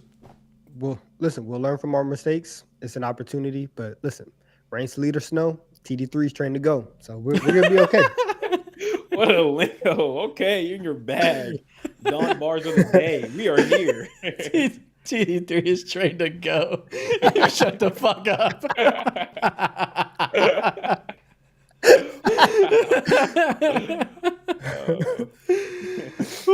Okay. Next thing we're going to do, we're going to go by the title. Let's get a little yappy. We'll go back to more games and Q&As soon. For the next 20 minutes or so, we're going to do the title of the stream. We're going to talk about the biggest surprises of the NBA season. So I told you guys both to prepare a few, but we do like our top 3 each, and we'll go through it and talk about the people that proved us right, proved us wrong, everything that we didn't see coming this year. Okay. Donovan, you go Where first. should we start? All right, I'll start. Who's your first surprise of the year? The Los Angeles Lakers. Oof. I am shocked that we They're are out? 3 weeks away from the playoffs and that they are in the 9th seed. I think everybody thought that they had a fantastic offseason. They had all this continuity coming back, right? They got these good contracts. Austin Reeves looked like the best contract in the league. LeBron has been healthy. Anthony Davis has been everything that everybody has ever wanted him to be in terms of like LA version. And they suck. And I'm shocked. And I'm just shocked because I didn't think that it would be like this. I thought that they were going to be at the top of the conference fighting for a legitimate chance to run back an opportunity to get to the Western Conference Finals, be at the top of the West. And once again, they suck. And I'm just surprised that we're here. Yeah, it's crazy. Same thing was on my list. I was blinded by my Lakers fandom, blinded by a Western Conference Finals run, blinded by Rui Hachimura shooting 62% from 3 for an entire playoff run, blinded by Austin Reeves having a 68% true shooting for a whole season, blinded by whatever it may be. Darvin Ham having a really good playoff series against the Warriors and Grizzlies, looking like a great coach, coming out this year being a dud. All of these combinations led me to believe that I was going to watch my team be a contender this year. I thought they'd be like the 4 or 5 seed, be in the mix for being one of the better teams in the conference, so you don't want to play in any playoff series. I was wrong. They suck. They don't have enough talent. They have one of the worst coaches in the league. Their 2-star players need more help than what they have. They have a bunch of one-way players. We got people like Cam Reddish who could play defense, Torian Prince who could shoot a little bit, no defense, Rui Hachimura, all offense, no defense, Jared Vanderbilt, all defense, no offense. A very terribly unbalanced roster that just doesn't have the talent top to bottom to give you competitive lineups and be able to really compete with the top teams in the league in a playoff setting when you only play your best players. They're just nowhere near talented enough. It's honestly what it is. Wow, you really think this dude, Darvin Ham, is one of the worst coaches in the league? He has been this year for sure. I think last year in the playoffs, whether it was him or staff, whoever makes the game plan decisions, was very good. They pretty much put on defensive masterclasses against the Warriors and Grizzlies. They just completely used Anthony Davis to shut down everything they want to do. It was pretty brilliant. But this year, it's been fucking horseshit. One of the biggest reasons they're bad as a team is because he loves Torian Prince, putting him at the 3. all the data in the world shows you that when LeBron James and Anthony Davis are on the court and Taurean Prince is playing, they are extremely bad. And when Taurean Prince isn't playing, they're great. There's been clear lineup decisions that he has not done anything smart to maximize his roster. It's all been nothing but terrible. That's tough, man. But at the same time, he's pretty handicapped in terms of like how can he best maximize this team. He's really like not. You said, there's a lot of one-way type things here. Yeah, so it's not the best hand to be dealt. He didn't do shit with the hand to begin with, though. He didn't do anything to elevate it, and he definitely didn't get the most of it. Like he took forever to start Rui Hachimura. For fucking ever. Was starting Taurean Prince for such a long time. He played lineups where he started no guards and straight wings. There was a game where we saw a lineup like Cam Reddish, Taurean Prince, Vando, LeBron, and AD. Just the biggest players in the team, none of the small guys. And he thought that was a lineup that would win competitive basketball games. Like, wow. Rob Pelinka did him no help by assembling a very mediocre roster, but he did nothing to elevate it in any way. Wow, man. I love to see it, man. There's a whole lot of tears coming your way. Let me go ahead and just wipe them up for you right here, Isaac. Those Shundies only go on your face, not mine. No, you tested them out before you gave them to me. That's a solid way to go by it. I guess I could go next. I agree with you guys on that. Lakers are so surprisingly ass. On the brighter note, OKC, none of us had them being not up top 1, 2, 3, 4, 5 seed in the entire or in our preseason standing predictions. Yeah, they definitely shocked the world. They shocked the world in a lot of ways that a lot of people didn't see coming, aka Chet Holmgren being one of the best rookies that we've seen in years, J-Dub solidifying himself in quite a shocking way to being like a surefire star player. A lot of people thought he was great last season. Last season, every single month of his career, he got better. And also through that, he actually broke his face last year too. And he had a little delayed growth spurt in terms of his pathway to being a star in the NBA. And since he's been healthier and healthier, including this season too, he's been absolutely and a bona fide second option that every single star player would love to have. Shea is Shea. We already know how good this man is. And overall, this roster just complements each other so perfectly. And although, yes, they are young and the average age of this team is like 22 and a half. But this 22-and-a-half-year-old team is dangerous. And regardless of what happens in the playoffs, a lot of people have high hopes for them. Other people are very shaken on them because of their youth. This is one of the most successful seasons I've seen in a long time in terms of a team that was just rebuilding a year and a half ago. For sure. 100%. Like you said, it's been – honestly, they might be a team that completely changes the way we think about young teams. Because, right now, every time we talk about them and their critiques, it's always like, oh, playoff experience this, playoff experience that. Never about, like, their actual on-court talent. Because their on-court talent is fantastic. And top to bottom, they're one of the most complete teams in the NBA.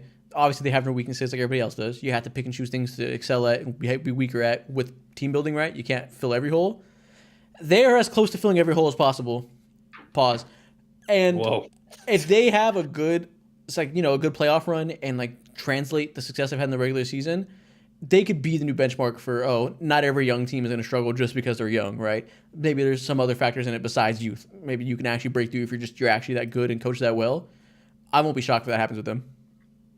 I agree. 100%. I think literally the only question, there's two questions that everybody has about the Thunder right now, and it's what's going to happen in late game situations if and when Josh Giddey is still on the floor, and is Chet going to get his chest caved in, and are they going to have problems rebounding? But outside of that, I've honestly heard a lot of people just be like, I don't think this young team falling apart in the playoffs thing is going to happen to them. I think everybody feels very, very confident that they're going to come out, they're going to play their style of basketball, and it's really just, is this bad player going to mess up everything that the other good players are doing?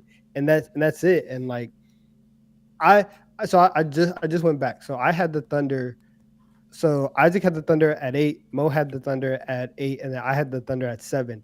And I'm so mad, and I'm so mad at myself because I remember when we were in LA together, and before the season started, before we did that episode, and I was telling you guys all this Thunder propaganda, and I was like, bro, they're gonna be top 6, all this, and then all of a sudden I just like backed off it. Yeah. They're good, and I think that they are also like primed for. I like they definitely can make a run. I think right now outside what. So the chat said, Isaac, what is your opinion on Border Patrol for no apparent reason? I mean, you know what reason, but like Y'all have been very, very wild over the last like That's 72 crazy. hours, bro. What is your Isaac opinion on making some Border Patrol? crazy tweets, bro. They've been calling me all types of beaner in the fucking Twitter comments. Oh my god. Oh, it's hilarious. Oh man. All right, I didn't cut you off. No, it's all good. Hey, shout out OKC. They're fire. The biggest surprise, I think the biggest reason that they're so surprising, though, is Chet Holmgren. I don't think anybody expected him to be one of the most impactful rookies we've seen in a long time and, like, immediately make them an elite defense. Like, and offense, right? Like, they really put together on both sides of the court because they have a stretch five that can open up spacing for their two elite driving guards and be an elite rim protector. Like, that's crazy. You inject that into a team that already has an all-NBA guard, and it transforms them, as we see. And I guess we all just underestimated the impact that would have because Chet was a rookie. It's hard to assume somebody's going to be this great right away, but he very much has been. Yeah, like he is the anchor of their team on defense, by far the best defender. On offense, he helps unlock Shai Gilgeous-Alexander in so many ways. What do y'all see in the chat, Isaac? Someone said, "Am I scared of ice?" Anyways, okay, yeah. If you take Chet out of this team and you replace him with some random ass big like Yusuf Nurkic or something like that, they lose 20 games immediately right now, bro. They're 20 games worse than what they are. Maybe 20 is like hyperbole, but 15 minimum, and that just like shows the impact of Chet Holmgren and just how easy and breathable their offense is. Shai is not. I don't want to say he's a different player with someone who takes up a lot of space in the paint.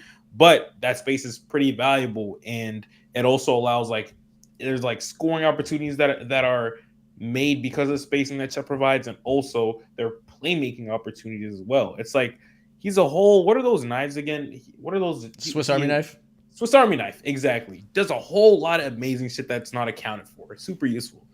Yeah, I also just didn't know J-Dub was as good. I think I kind of. Some reason, I don't know what it was, I kind of just missed the hype with him last year. Like, I knew he was good. I knew he was second in Rookie of the Year for a reason and promising, cool young player. I wasn't hip to how great he is already. Or he got better this year too, so it's not entirely my fault. But I just fully slept on him and his development curve and what he could do to impact this team. Because now they legit have basically have 3 stars, right? Like, they're young and haven't quite had the all-star nod yet, and people will realize that. But night in, night out, they play like a team that has 3 stars, have that impact from 3 top guys. If I realized that coming to the season, I would have thought about them a whole lot differently. Definitely. I agree. I can agree with that. Yeah. For me, more so Chet was just a crazy wow factor because no one expected a fucking rookie to come out off rip and be one of the most valuable players in the entire league. It's crazy. Yeah. I guess I'll do my next team. This is probably my biggest surprise of the season, and that's the New Orleans Pelicans having a top 5 defense in the league. While they're starting Zion Williamson, CJ McCollum, Brandon Ingram, and Jonas Valanciunas. Yep. The fact that they can start those 4 players and have be 4 of their top 5 players in minutes played, and they can have a truly elite defense, is not even just surprising, it's ridiculous. And it's ridiculous on the part of Willie Green for being a fantastic coach, and Trey Murphy for being, I think, should be in running for 6th Man of the Year. He's not going to be because it's a points per game award, but in terms of impact, he has been the most impactful. Yeah, and games missed. I agree. He's been one of the most impactful rookies in the league. Their defensive rating is 8 points per game better, or 8 points per 100 possessions better with him on the court. And obviously, Larry Nance fills a lot of the holes defensively that Jonas Valanciunas doesn't bring. All types of things that have to do with their depth that have made it so they can have an elite defense. Which I guess I missed the first name of this that it starts and stops with. Herb motherfucking Jones is the best perimeter defender in the NBA. I didn't see that coming. I didn't know who's going to be that amazing this fast. It's honestly a marvel of coaching that they can be this great of a defense. Isaac. We're locked in because the Pelicans were also on my list. Let's go. They were also on my list. I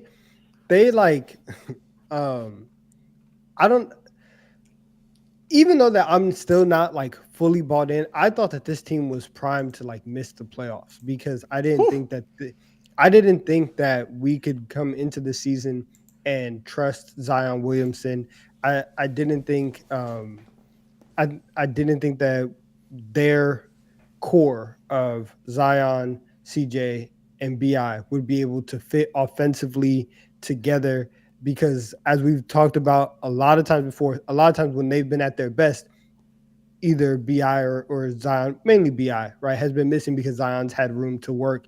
And now they've been able to kind of integrate that a little bit more, use this point Zion thing.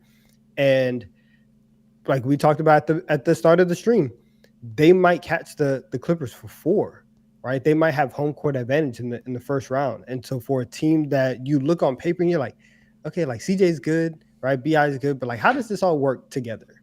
Like how do the pieces fit? And they don't necessarily do. But then you watch them and they're one of the few teams that are top 10 in offense and defense. Like It's ridiculous. any other team that's top 10 in offense and defense, we'd look at them and we'd say they are going to make the conference finals. They are one of the elite teams in the NBA. We still don't feel that way about New Orleans for whatever reason, but the fact that they are there in those conversations, right? Their stats to back up everything that they've done throughout the season, that's massive. And so 6 months ago, I didn't think we'd be here. First off, before we keep going, Kevin Galicki made an appearance in the donos. Shout out to Kevin. Oh, he's back? He donated $50. A big 50 from Kevin. He said, "What's up, boys? Just finished all the paperwork and we break ground on my new home tomorrow." Just spam W's for Kevin Galicki. W Kevin. He said, "Trying to show the love, but dono's going to be a little chill for me for a while." Listen, chill out. You're paying for a house. We got you. We appreciate you. Spam W Kevin in the chat, y'all. Congratulations. Homeowner. Woo, man. Man's got a mortgage. That's great. Big adult shit in the chat. Yeah, that's huge, dog. But yeah, man, on the Pelicans, they're interesting because on one hand, they're better defense than I expected just by the talent. So that's the big difference of why my evaluation of them was a little bit different. But also, they're who I thought they were. I knew they'd be a good team. I think I picked them to be like the 7th seed or something. I knew they'd be extremely competent in a very loaded division, so they wouldn't fall out of the like top 7 or whatever. The difference is they've managed to, like I said, be very competent, very on their game, and be able to be consistent, while a lot of the teams that we thought would be high up in the standings have just been shit and have fallen off. Warriors, Lakers, Suns, however you feel about the Mavericks, we weren't that high on them coming to the year. But a lot of marquee teams and marquee talent that have just been shit this year and haven't put together. The Pelicans have made sure that they're, like I said, very competent and were there to take up that space in the standings when those guys failed to live up to their expectations. Yeah. Another thing that helps with all that is having so much depth on their team. Brandon Ingram's out because of a bone bruise that happened when he was going off against the Orlando Magic. Hope he gets better, but doesn't really affect how they play on a consistent basis. They've been hooping ever since then still. Jose Alvarado went ahead, dropped most random 17 points, hit like 4 threes against the Miami Heat, zapped them out of existence. And then, CJ McCollum's back in the lineup too. And he hit like 5 threes against the Detroit Pistons. Pistons are Pistons, but still, you know what I'm saying? It's the NBA. And they went ahead and just decimated them as well. And they've been just on the run overall. And I've been so high on the Pelicans throughout the year because of how many interesting pieces that they have. Alongside that, the draft capital that they have in their back pocket. A lot of people forget that also because of, there's a whole lot of other teams with interesting draft picks, but they still have a lot too. And so they're in prime position to make a lot of noise. And this is finally the right step in the right direction now that Zion Williamson is back, fully healthy. He's playing some of the best ball that we've seen in years. Looks like prime Zion Williamson right now, health-wise as well, with some of the dunks that he's been pulling off. We haven't seen this type of bounce and just lift in years, And so yeah. Man, he's different now. And so I feel really good about it. Not necessarily preseason surprise, but with how I was keeping up with the New Orleans Pelicans and just like looking at their defense and the scheming and all that, definitely a surprise. People are spamming hashtag get Kevin on the pod, and I get it because Kevin has donated another $50. What? He said his home was going to cost almost $1 million after everything. It's $931,000. He said, "Don't ever build your own home, y'all. Buy one. Let others build them for you." Relax. The hoes are watching, bro. That's crazy. Dude, it costs that much to build a house? Jesus Christ. I'm never building a house. From scratch, probably. We need this answer, Kevin. Where do you live at? Where are you building your house? No, Yeah, where do you live? don't tell building your house? don't tell people. Just give us a general area. Tell Yeah, me. give us I'm a up to state. date. Yeah, don't dox yourself, but Yeah. like, where does it? That's just so much money to build a house. Jesus Christ. North, Yeah, south, east, or west. exactly. Give us the region. Shout out to Yeah. NV1271 for donating $10. He said, between Isaac's video and the Jimmy High Roller video, I've been convinced Luka is being robbed of an MVP this year. One of the greatest statistical seasons of all time and going to end the same amount of wins as 2022 Jokic or 2016 Russ when they won. I'll address this real quick. He is not being robbed of an MVP. People say he had the same amount of wins as 2022 Jokic or 2016 Russ. That is fucking irrelevant. He's not competing against 2022 Jokic. He's competing against 2024 Jokic, who has similar output, but with potentially the 1 seed. If Luka was in a year where there wasn't a Jokic or a Shea, he would be MVP. The problem is he's competing against people that are also just as statistically amazing, maybe a little bit less so, but still top of the league, while having the team success. So it's not really relevant to how he compares to winners of past years when those people had a totally weaker field to go against themselves. Yeah, no, I agree with that. I agree with that for sure. He was a surprise on my list. This is perfect transition, I guess. Is like Luka Doncic is having such an amazing season, and it's a surprise that this should have just gonna go to waste. Technically speaking, it's not going to waste, but in terms of like an all-time season, like you said, and like the comment said also, or the dono said, it's just one of those shoulders where people like, wow, brush it off your shoulder, and it's like, goddamn, this is what happened. We witnessed Joel Embiid. He was putting up 35, 11, and 6 or something like that. And Luka Doncic is averaging 34, 10, and 9. Like, it's just ridiculous. stupid. It doesn't make any sense. His team has been better as of late, up and down throughout the entirety of the season. But regardless of the fact, like, this would be in a regular year, like a sweep of an MVP, you know? But the West is an absolute bloodbath. And then on top of that, Jokic exists.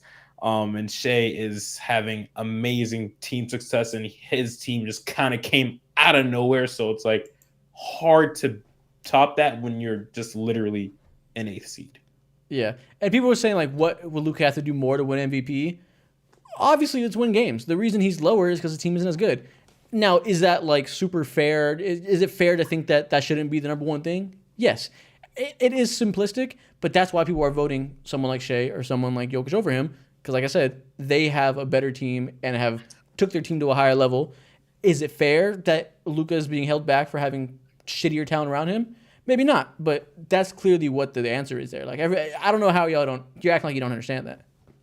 Also, And- we go into every year for the last 3 years. We've gone into the season saying this is Luka's year to win MVP. Like I never feel like Luka's being robbed because going into every season, he's seen as one of the favorites to get the award. Like, people want Luka to get the MVP at the start of the year.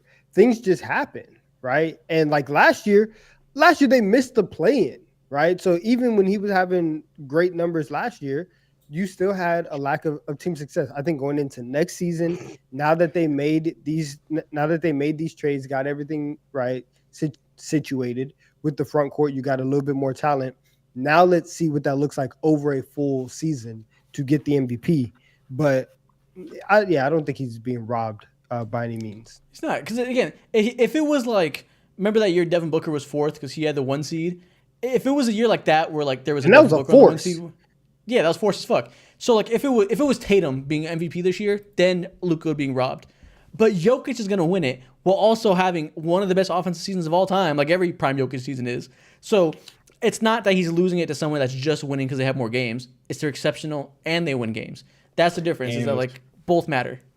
To all the eaters out there, we do not fucking make the rules. We're going off of what happens, what has happened in the past. We're not like over here creating our own narratives or whatever. This is just good opinions based off of what has happened in the past. It's just a hypothesis, bro. Yeah. And And in you my guys are mind, saying- it's the correct one. And people are saying like, and we're saying that team success shouldn't be part of it. Yes, it should. It's part of it. Should it be as much as people wait for? Maybe not. I'm with you that like maybe it's a little too much. But there's a reason people care about that, and you should probably look at yourself and be like, does team success not matter, or am I just a Luka fan and I want it to not matter this time? You know, like, Exactly. is it my agenda that makes me think this, or should it actually be relevant? Because reality is it should be a balance of both. It's not a narrative to say that the player who wins games is more valuable. It's the fact that winning is the point, and you have to be exceptional and win when somebody's doing both. Yes, and like, listen, people. We had a stretch where people were talking about like, oh, Tatum's getting robbed for MVP. He's not getting robbed for MVP. And I'm going to take that to transition real quick because apparently the Celtics were by 30 today, and they blew the lead, and the Hawks are now up with 7 minutes to go. They were up by 30 on the Hawks, and the Hawks are now winning 105 to 101. I just need to. DeJounte Murray, my Seattle I King. had to shine light. Listen, we hate on the Hawks a lot. This is an epic collapse if the Celtics can't pull this out. That's Oh my God, hilarious. is it the playoffs already? This is and Derek White's now playing too. Hold on. No Derek White, no Drew Holiday, but No, Drew still, Holiday hurts too. but they still have Brown, Tatum, Porzingis, and Horford, and they scored 44 points in the first quarter. Getting outscored by 10 in the fourth quarter right now. This is not looking good. I missed it. Kevin donated another $50. He said he lives in Massachusetts. Kevin, worry about your mortgage, fam. I'm about to ban Kevin from donating. Thank you, though, Kevin. Appreciate you. Appreciate you very much. Thank you. He said it's a 4-bedroom, 6-bathroom house in Massachusetts on 7 acres of woods. Jesus fucking Christ. God damn. Donovan, you were on those neck of woods, bro, and you saw them prices. You weren't a fan of them. God damn. Fuck. I was not in the woods of Massachusetts. That's not where I was at. You're around. Back to the Luka conversation real quick. I think what you guys, I'm seeing just people in the comments talking about it. I think Luka is in the running for best player in the world. I agree with you guys. Like, he has been in the same conversation with Giannis, Embiid, and Jokic as best player in the NBA this year. I think we need to put him in those conversations. Those 4 guys any given year can be number 1. That's a different conversation than MVP. Whether you like it or not, MVP is a mixed success and individual talent, and you can be the best player in the world or arguably the best player in the world and not be the MVP that season. 2018, James Harden won MVP. Nobody was mad at it. Nobody would tell you James Harden was a better player than LeBron James that year. It's not 1-1. Like, Luka, for what MVP means to a majority of voters, majority of people, he doesn't fit the description this year unless the fucking Thunder and Nuggets fall off a cliff. Wow. Is this the Isaac G show that drops every Friday? Because that was a great yap off. Oh my goodness. Same thing I just talked about on the Isaac G show. Yeah. Someone said I think Shea's my MVP right now, but Luka deserves it if he gets out of the play-in. Listen, I get it. Getting out of the play-in is not moving a majority of voters when Jokic has a 1 seed. Yeah, exactly. Also, aren't the votes going to be decided by then? I don't think they vote after the season. It's a regular season. It's a regular season thing. So well, no. He means get out of the play and like get it to a top 6 seed. Oh, get out of the play. I'm like, oh, okay, I see. Yeah. Still. Okay.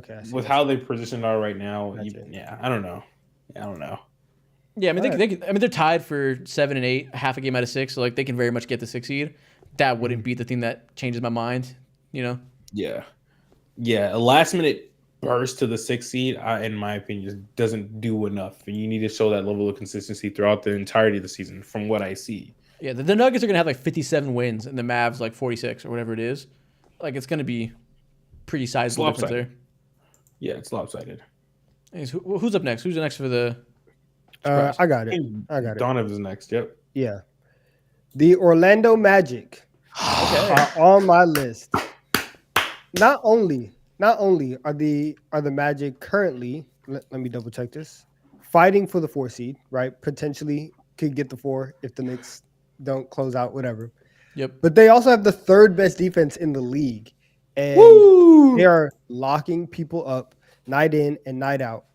They have had a somewhat down season in terms of shooting from Franz Wagner. They've had some injury issues. Markelle Fultz, Paolo Banchero doesn't even want to pass him the ball whenever he's wide open. But it doesn't matter because Jonathan Isaac has come back this year. He's been just like ridiculous level of defender. Jalen Suggs is amazing, right? I thought that they were going to be good. I did not think that they were going to be this good defensively, that they were going to be this good at the top of the conference. Like they're legit. And I think that they are set up where like if they make one move to get some more offense into that lineup, they can legitimately be at the top of the top 3 of the conference moving forward, especially with Paolo and Franz taking steps forward. They have, in my eyes right now, one of the best infrastructures in the Eastern Conference. So I was not expecting to see that from the Magic this year. Yeah, I predicted they'd be the 8th seed coming into this year, and I thought I was like, I'm telling you, man, the Magic are gonna be Generous. good. Listen to me, Yeah. I'm ahead of the curve. They're better than I thought. 5 seeds is impressive. Whew, oh my god, I fucking love this. Two things. Jonathan Isaac he's a monster. He's been a monster since he was in college at FSU. A lot of people thought that he would be like the next Kevin Durant. That was a very well thing going on in the NBA back then. And turns out he turns into a completely different monster. Yeah, they called him the next Kevin Durant because it's 6'11" skinny dude who could dribble and had a little Nobody smart thought that shit. Yeah, exactly. I know. I mean, fucking unless you think ESPN people were smart, they were spamming the fuck out of that, bro. But turned into a completely different monster. Defense has been he's one of the, in my opinion, one of the like 7-8 best defenders in the NBA. And all of that just is less like sheer ability along with his size and how he can move. Like some of the things that I see him do on defense, I can only see fucking Giannis, Rudy Gobert, and Chet do. Combination of those guys. And that's absolutely insane because he's the frailest of those. And also, well, I guess Chet is there, so maybe he's not. But regardless of the fact, absolute menace defensively. And also, double down on it, during one of our off-season episodes, I said something super obscure. I was like, yo, if Jalen Suggs can shoot like 35% from three, that will change so much with this team because they're that in the dirt. This season, he's shooting 39% from three. Yep. Although, yes, they still aren't a great shooting team at all. One of the worst offenses in the NBA still. But him just showing some life on that end not only changes the trajectory of him in his career, but also this entire team. And they aren't so reliant on, okay, Markelle Fultz, can you please chuck up like 1-3 a game for us? Or Franz Wagner or Paulo Macari, can you be the best shooter on our team? No, because Jalen Suggs has that into his game, and he's so versatile, flexible, and invaluable to this team. And I'm just talking about his 3-point shot. The offense is insane. Yeah. Defense is absolutely ridiculous, and that's where he hangs his hat on also. No, Jalen Suggs is incredible. Like you said, it changed the team, like you predicted. It changed them completely. They needed that spacing. We talked about early in the year, like where the fuck is the shooting coming from? Part of it came from him, and he's been able to be a big part of keeping them afloat. I think Jonathan Isaac is top 5 defender in the league. If he played full time, he would be in DPOY conversations every year. His body just apparently can't handle it. But easily one of the most impactful defenders I've ever fucking seen. Like, honestly, his health has robbed us of seeing one of the greatest defenders of all time, I think. If he never got hurt, He would have been on... Remember, like, 2018 before he got hurt the first time? That's true, yeah. He was making that leap, and people were like, oh, he's going to win DPOY next year.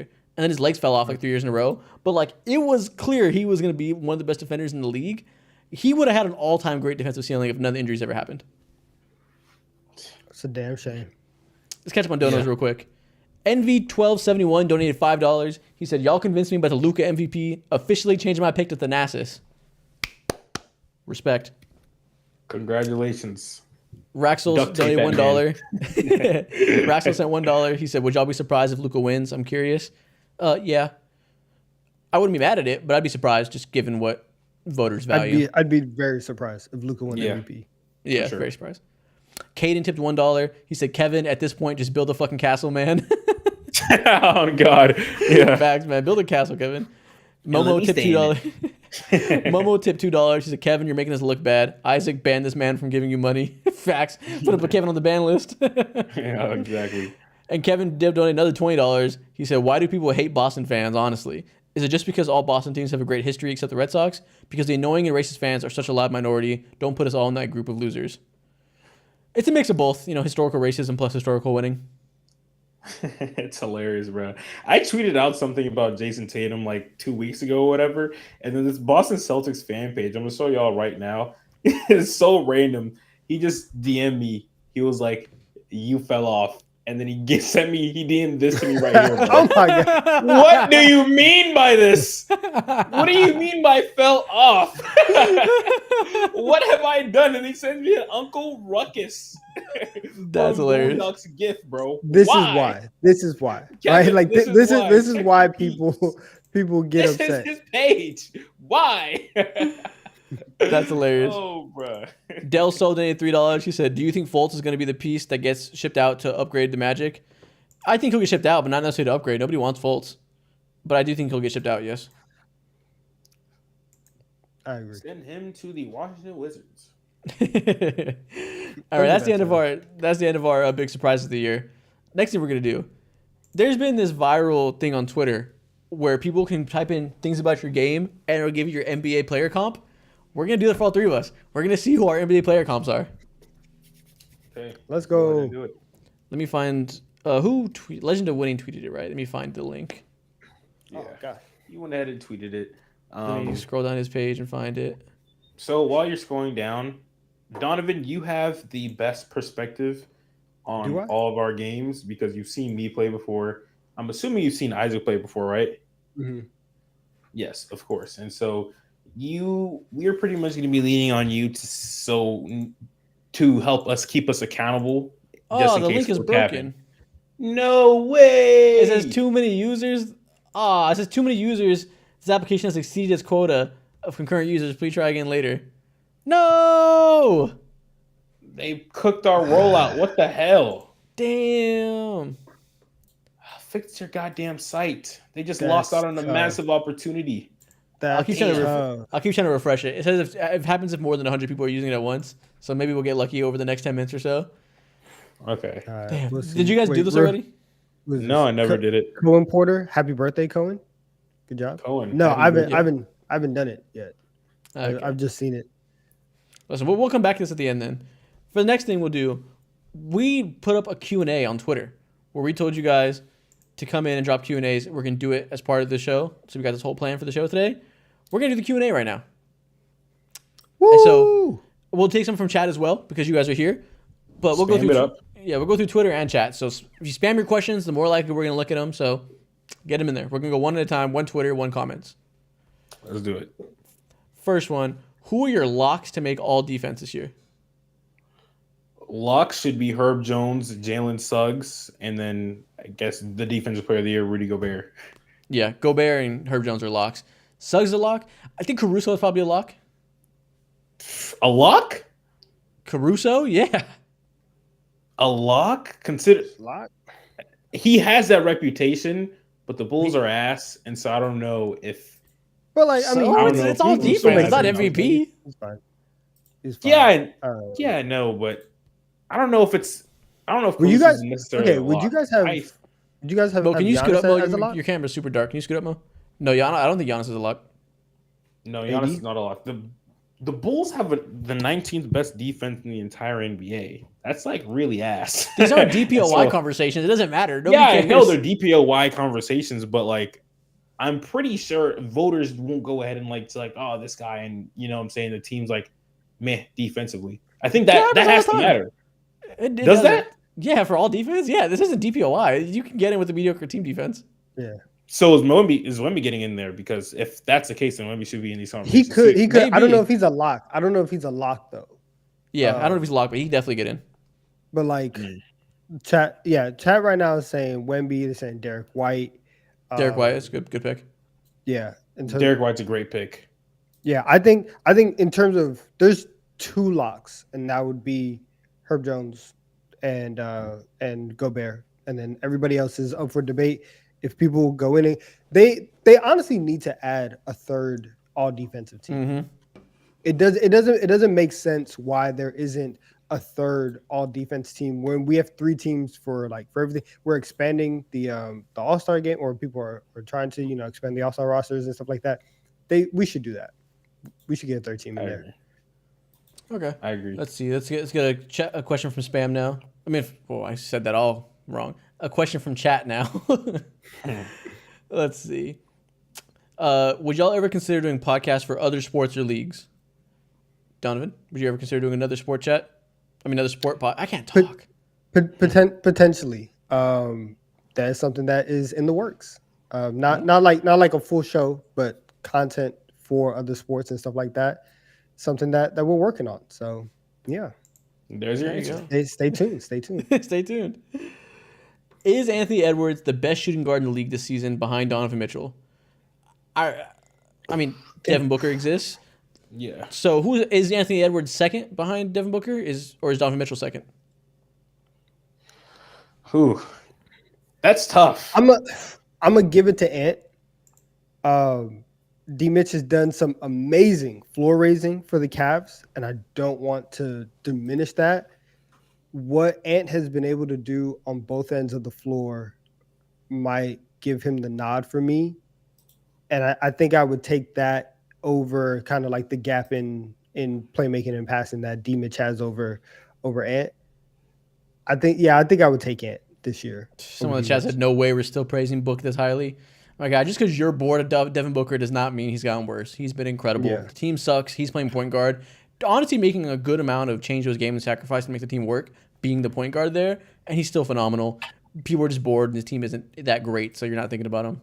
Exactly. It's so hard deciding who's the best shooting guard in the league. I genuinely don't know because Donovan Mitchell did take a certain leap within his game that we haven't seen before. Devin Booker's been elite for fucking years, and he's been the best shooting guard for the last few years. So it's like so weird to just write him off and say, nope, he's number 2, and Anthony Edwards just arrived, and his defense does set him apart from the two. I just might lean Devin Booker still because it's hard to go ahead and look at him and what he's done over the last few years, including this season, which is still very elite, playmaking good. His shot hasn't gone anywhere, and he is not the best defender in the world, but he has still made improvements over the last few years. I'd comfortably lead Devin Booker's way still. Yeah, and if you count him as a point guard this year, then I'm going D-Mitch. I think it's very fair to pick Anthony Edwards. The defensive difference is real.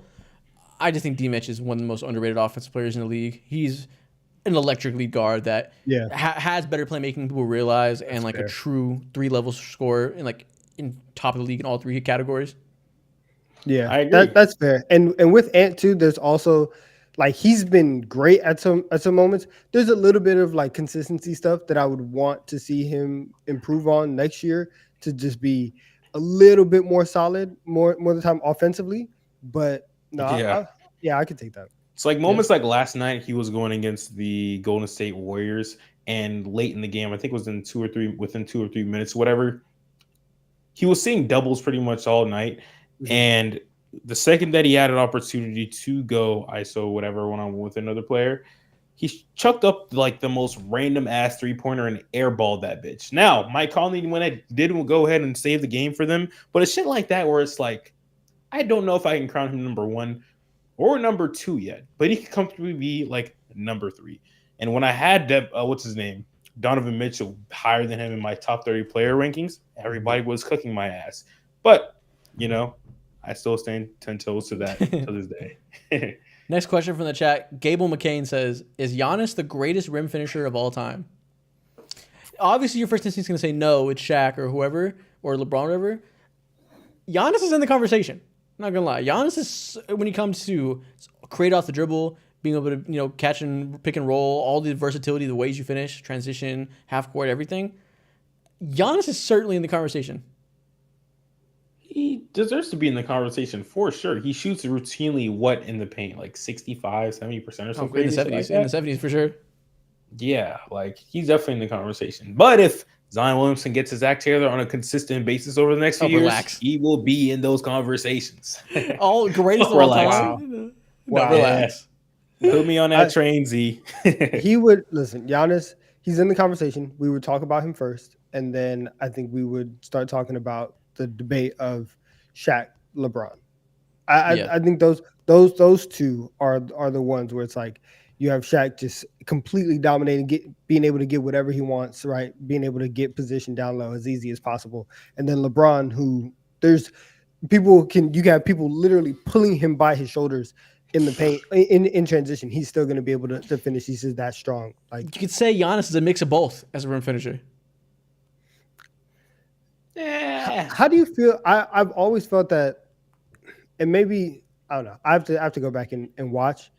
I feel like LeBron has better touch around the rim than Giannis. I do think that Giannis's touch around the rim is a little bit underrated. For sure. But I think that LeBron does have better touch around the rim. So I think I would still take him. I don't know. Yeah, that's a hard. I've never thought about that, but listen, the fact that Giannis is an all-time great scorer and a hyper-efficient 30 points per game with no jump shot should tell you something in the modern NBA that his rim finishing is so dominant he can survive without a jump shot entirely. Something we don't really see, especially at this level. That should tell you something. Guys, the Hawks are gonna win. Oh, against the No Celtics way. right now? The Hawks are going to win 120 to 116. That's Oh my hilarious. goodness. Should I Dude, go ahead and DM this Celtics account, Wow. or should I have Yeah. people on the Yeah, stream go like go spam these ahead. No. guys? Guys, No, go- go ahead, spam this account. L, please for me. We just wait, hold on, wait. Before I look like a fool, are we seriously gonna win right now? There's 9 seconds left. They're up by 4. Okay, 2 seconds left, and we're up by 4. I think we might do it. Shout out to I'm- JRM for donating I'm- $1, Unbiased Gooner for donating $5, and Kevin Gilkey for donating another $15. Appreciate you, Kevin. Shout out to you, Kevin. Listen, I will tell you when the game is final. Okay. Anyways, in the meantime, we got the comparisons working now. We can do our player comps, Oh my goodness. Okay. and then we'll get back. Let's We'll go back to ahead and do Q&A after. So, quick break from Q&A. NBA player comps. Somebody made this. There is 90,000 views on it. Jesus, this is going crazy on Twitter. Shout out to Sravan NBA. He's been going nuts with this. Who wants to go first? Want to do your comp first, Donovan? Sure. No, let's do yours first, Isaac. Let's do mine Chat last. wants to It'll be the speak. funniest. It'll be the funniest. No, let's do yours first. Let's Too late. vote on it. Look at him. What the hell? This guy. Wait, share your screen? Donovan. Let me see. So, you can't see it. Okay, let me. Yeah, no. I actually did mine. Mine was hilarious. I don't know if it'll come up with the same thing, but it Oh. was exactly who you think mine is, as somebody who's terrible. Okay, Donovan. On a scale of 1 to 100, how often do you shoot the ball? Starts at 50. Probably like, honestly, like a 45. Okay, not a volume shooter. Yeah. 45, really? I honestly don't shoot that much. Again, I've just recently gotten back like into playing a little bit more consistently, and so like recently, as of late, it's probably at like 30. But like whenever I was playing a lot, I wasn't taking a lot of shots. It would really just depend on the game. So I'd say 45. Team player. I want someone like Donovan on my team. How skilled of a pull-up three-point shooter are you? Pull up has always been a shot that I want to work on, that I thought was in my bag but wasn't. We'll put that at like a 35. 35. Okay. How often do you have the ball in your hands? Probably around These like are all- 40, like These are 40, 45. specific. I like this. Also, Mo, the game is now final. The Hawks won 120 to 118. Woo! After this, we're gonna go ahead. Chat, I need you to raid this motherfucker's DMs and just spam, you lost to the Hawks, L. And chat, while we're doing this, chat, I want you guys to spam up who you think Donovan's match is going to be. Who do you think is Donovan's player comp? Spam it in the chat right now, and we'll see by the end. I'll see if you see who's Also right. spam the likes. Yeah, spam everything. Keep it going. How turnover prone are you? Like 20. I don't turn the ball over. Same. You can't turn How- it if you don't have the ball. Exactly. How good is your perimeter defense on the ball? Someone said Smush Parker.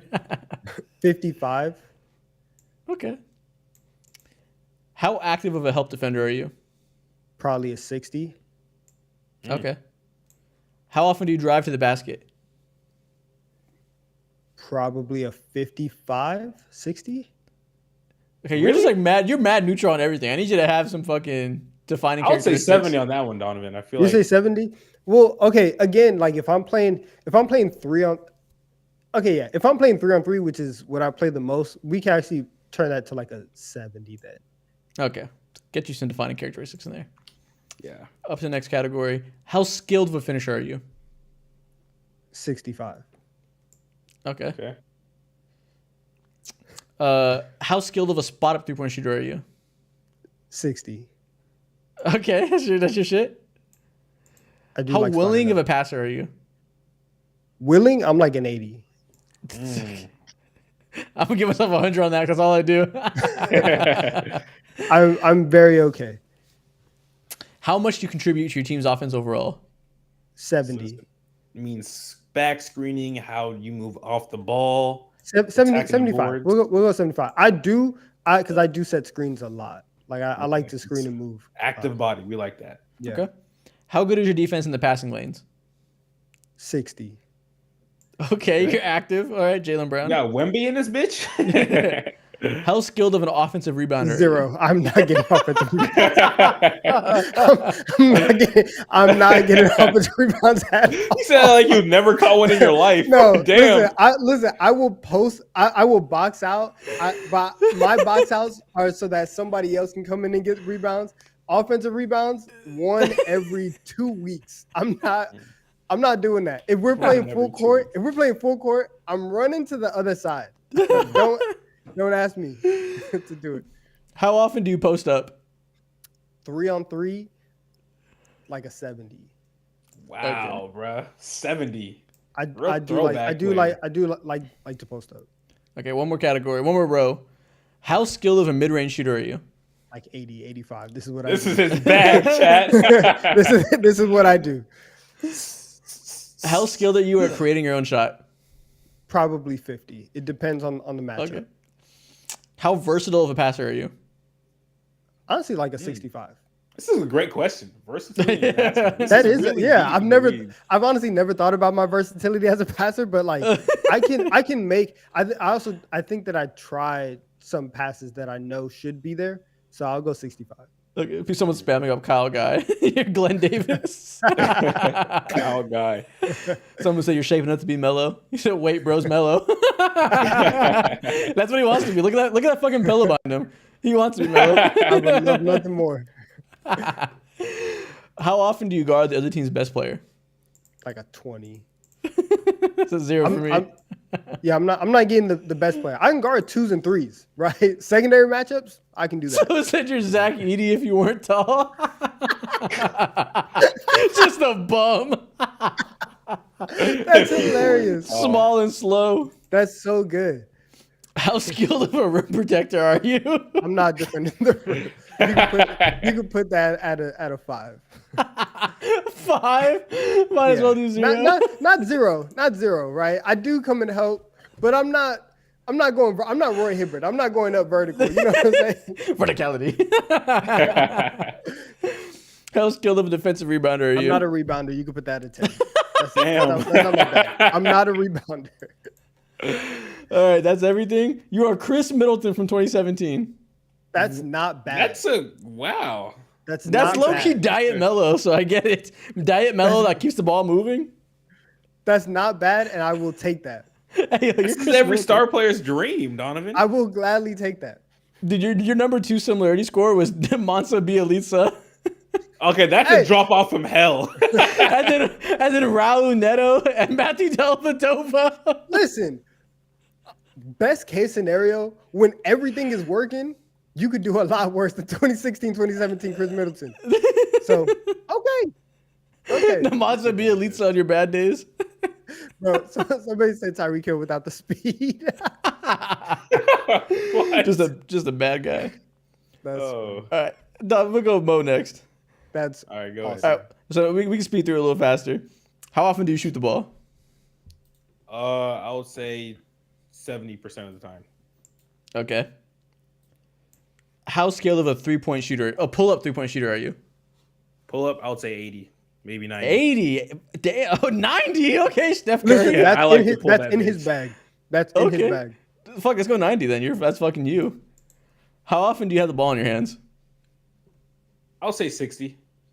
Okay. I like to play off ball at times. It depends who I'm playing with, but I'm very versatile. 60. Okay. Someone said you're about to get Joe Ingles. Oh, I love that. He's one of my favorite role players. He's sick. 2017 Joe Ingles? Woo! Woo.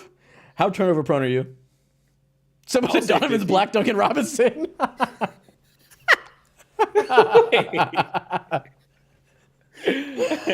How turnover prone are you, That's Donovan? special, bro. I would say 50, maybe 40. 50 it is. Let's say 50. Mo thinks he's Dame. I'm like that. How good is your perimeter defense on ball? When I'm not tired, that bitch could be at 80. But when I'm tired, could be at 50. So let's go in the middle. Let's say like 65. How active of a help defender are you? I'm in them lanes like a motherfucker. I would say 80. I'm in them lanes. I'm a nosy He's defender. going to be Kawhi. I'm 80. What? I'm not lying. How often do you drive to the baskets? I would say like 40. Okay. Nah, he's gonna be Mikal Bridges. How skilled of a finisher are you? I'll say 60 when I want to finish. 60. Okay. How skilled of a spot up shooter are you? I'm like a 90. This is what I do. This is my value. Shooter. How active of a passer are you?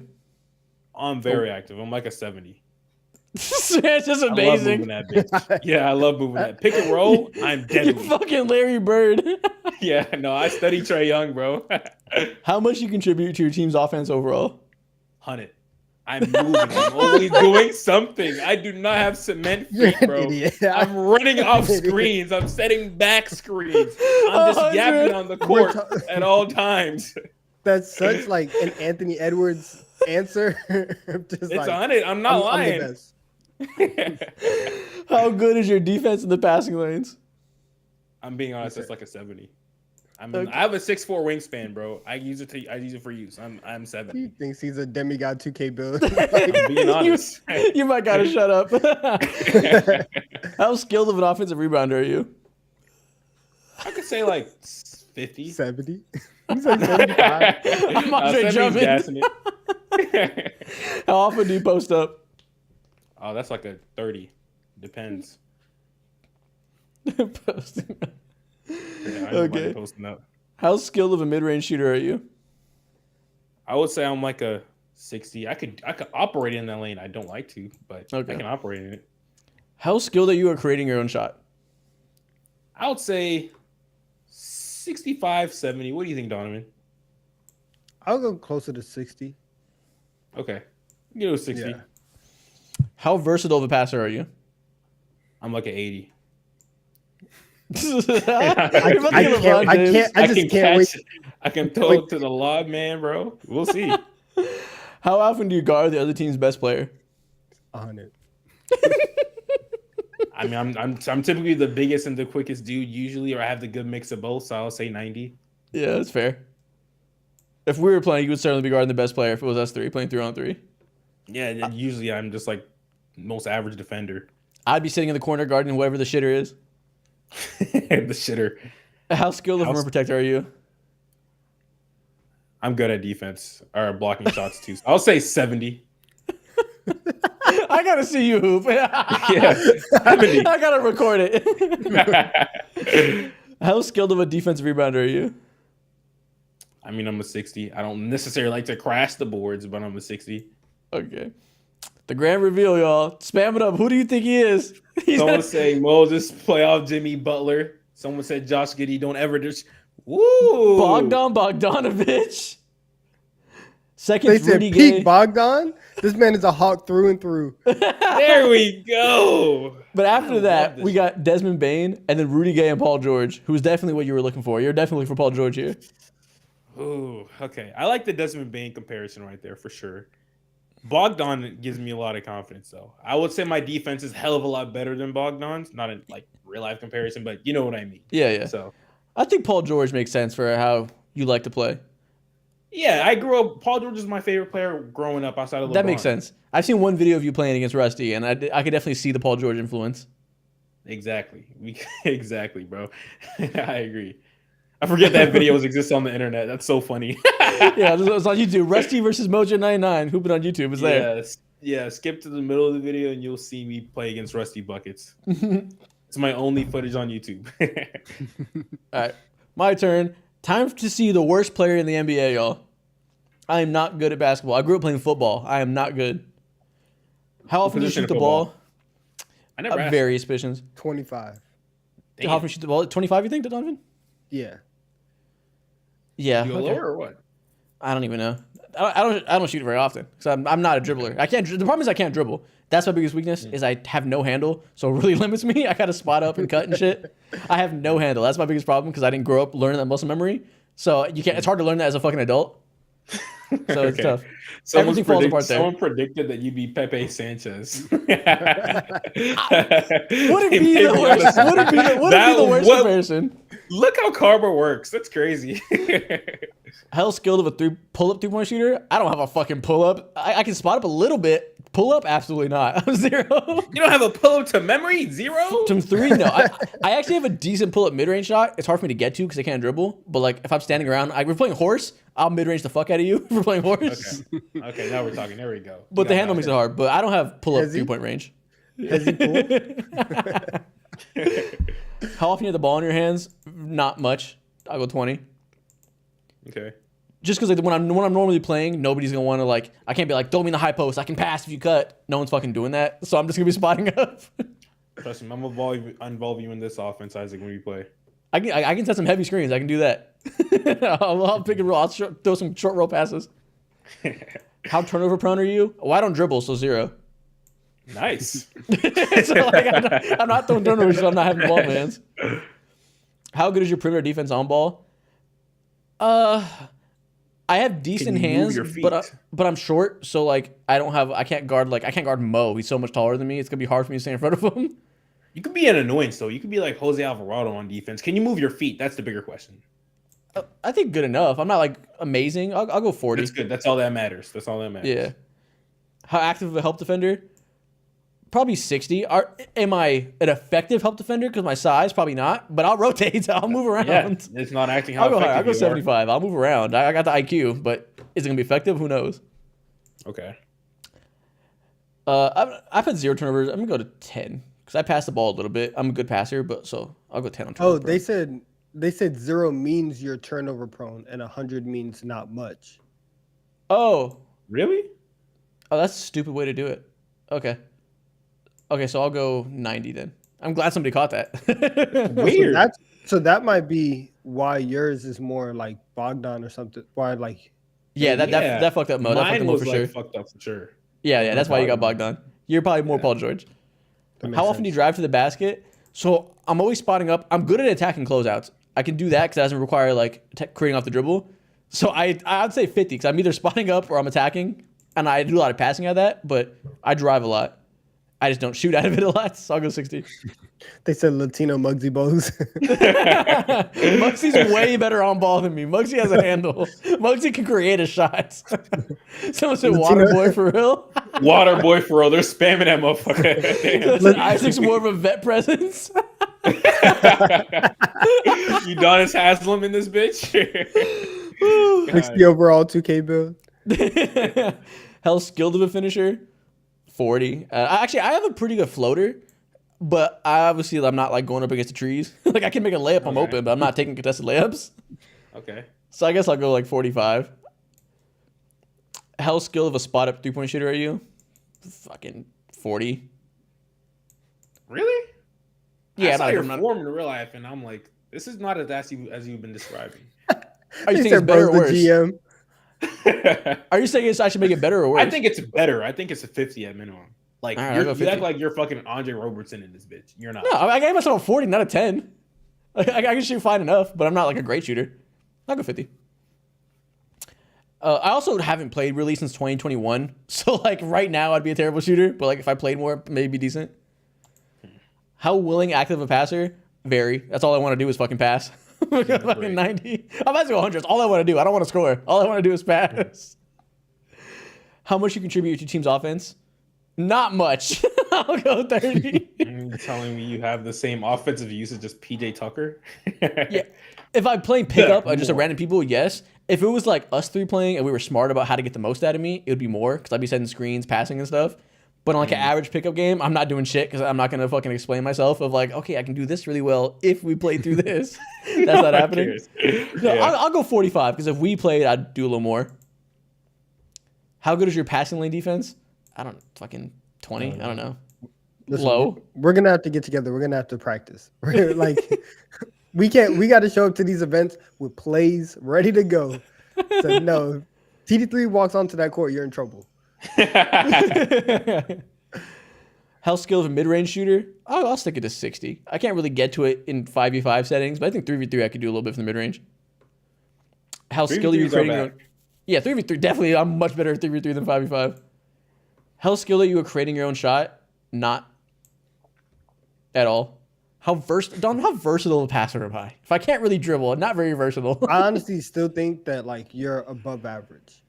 Yeah, I have some mean bounce passes in my bag. I would your ability, and you've been saying it, when you get to the high post, you can make a lot of those passes. Al So Horford. I would say like 70, 75.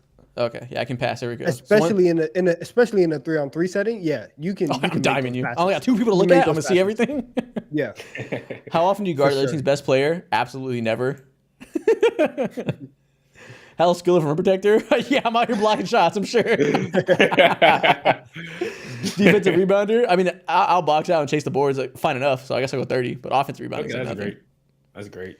My player comparison is Duncan Robinson. I am nowhere near a good enough shooter to be Duncan Robinson. Let's take the shooting down. How skilled is What spot up year? shooter? Let's put this down This to year? 30.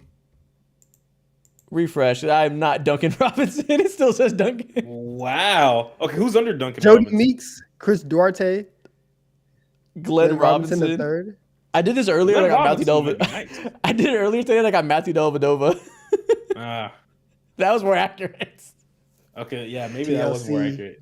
Alan Crabb. Ooh, Listen, Alan 2019 Crabbe. What a name. 2019 Alan Crabbe is 2020? not bad. Alan Crabbe is not bad. Chris Duarte. Someone said, "Bro, you are him." Holy shit. I might be Chris Duarte if Chris Duarte could pass. Chris Duarte is like an in theory shooter who's like very inconsistent. That might be Chris Duarte. This is all very generous. Luke Kennard, I wish. Devin Harris. Oh wait, this is 2023 Duncan Robinson. This is when he sucked, so maybe that's fair. Oh shit. This is last year Duncan Robinson before he got good again. Oh, that changes a lot. Damn. Maybe it's fair. That so we passing got- is different though. So many. If we had a pull-up game, it would be Paul George, Chris Middleton, and Duncan Robinson. Maybe we can do That's a something with great that. team. We're even. That's a great team, bro. I'm not running off of screens like Duncan though. I'm gonna be in the corner just. I'm ready. I'm ready as soon as you get I'd it. run. I'd run. Shout out to Tyrone King who donated $40 just now. He said, "First stream, I'm loving it." Appreciate you, Tyrone. Welcome to the stream. All right, y'all. That's the end of the comparisons. We can get back to the Q&A section now. Something we were doing before. We blow up this 82 and Twitter 0. thread. Yes, Eric, we would go 82 and 0. Absolutely. Wow. I do believe in next us. section. I believe in our ability. Go to ahead, do that. y'all. Spam this account. Hawks win L. Hawks win L. Hawks What's the? win. You're moving L. your phone. They can't see the name of it. All right, let me go ahead and Stop tell you guys shaking. that. Spam this number. It's Oh. invigorating right now. I feel it in my veins. Y'all go ahead and screenshot that. Do your business real quick. Hop back in this live or whatever, and then we'll continue, bro. There we go. I can't Y'all do believe your Celtics business. lost that. Thanks. That's crazy that they lost that. Back to That the is Q&A. ridiculous, bro. This is a good question. Which future song is Donovan walking out to at his wedding? Now, I don't know if he means Is this Future the rapper confidential? or like a future song. This is So I don't confidential, know. maybe. Let's say it's Future Hendrix. It's a future song. Which one are you choosing to walk out to? Fresh Air? Let's see. Incredible? I'm gonna go through the It's got me some Hendrix shit. It does. It does. Incredible. It's incredible. It's incredible. Or Fresh Let's Air. see. He's like, I'ma need. I think it'll probably be Fresh Air. If I was doing a Hendrix song, it would be Fresh Air. My favorite Future song is News or Something. And so I could just have the something is instrumental. hard. It's hard. I would just have the instrumental of that. But Wow. but yeah. Just the instrumental. Did I put you on to do something? I feel like I remember did. playing that in the You car did. a lot, and you were like, did. "Oh shit!" I was like, this is amazing. Yeah.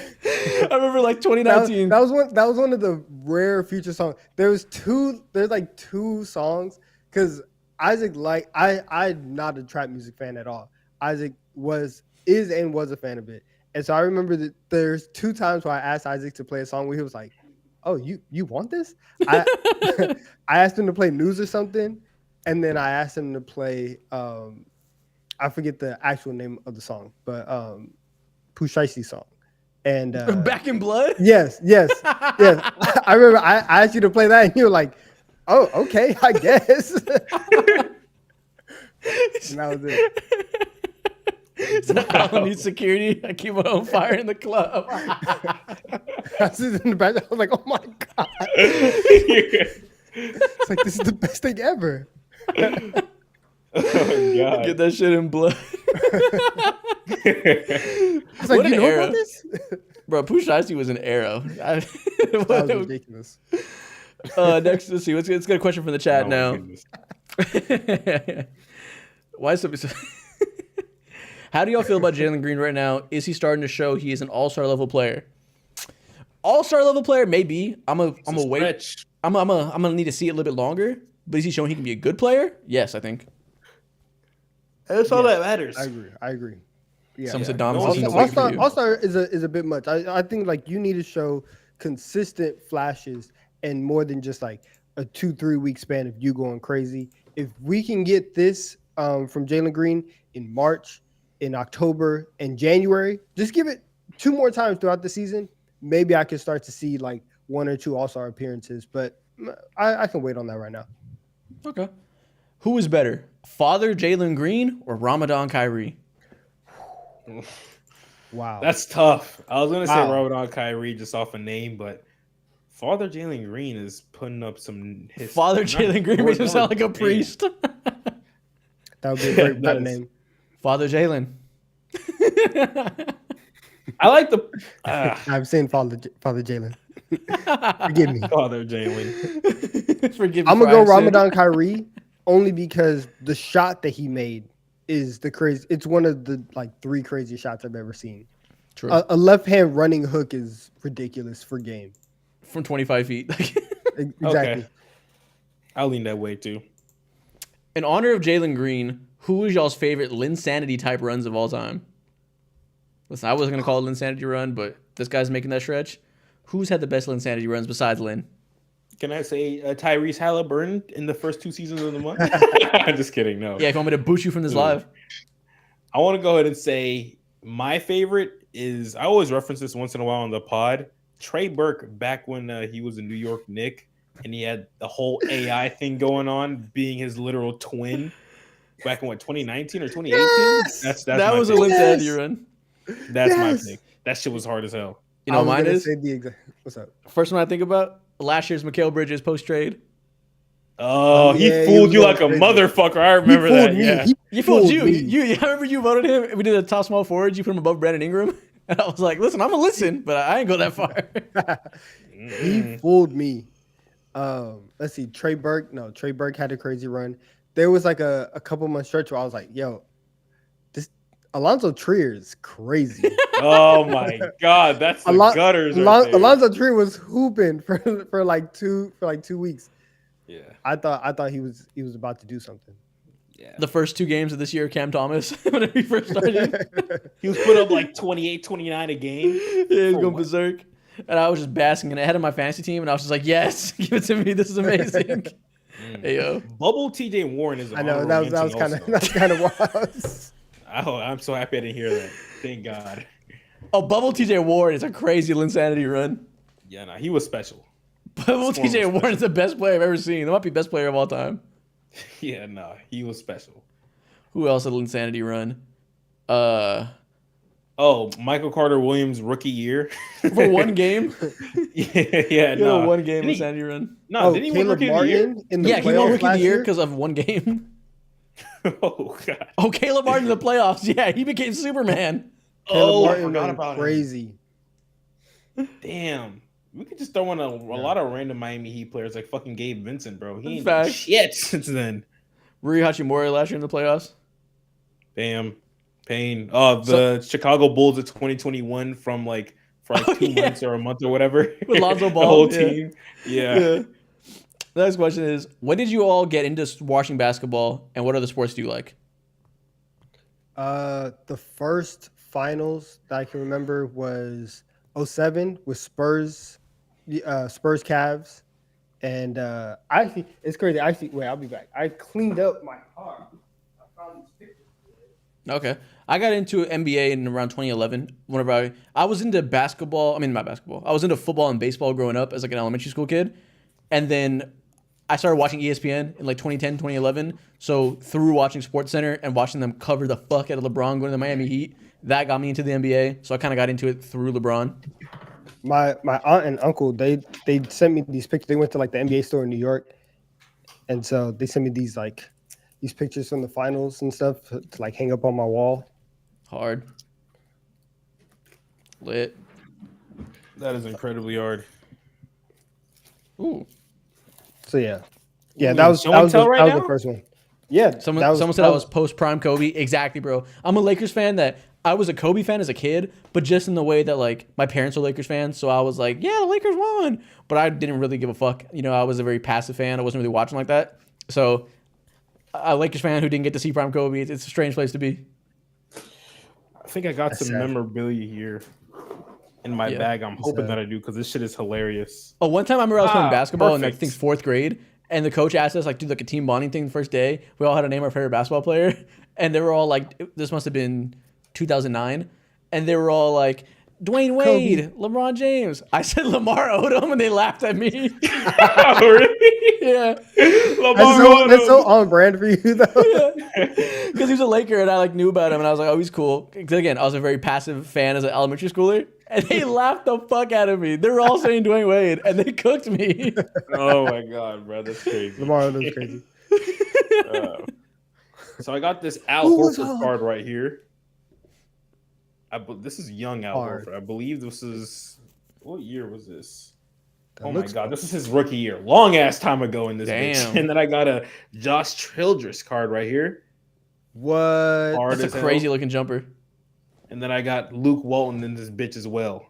Oh, yeah, we Luke knew this for Walton. real.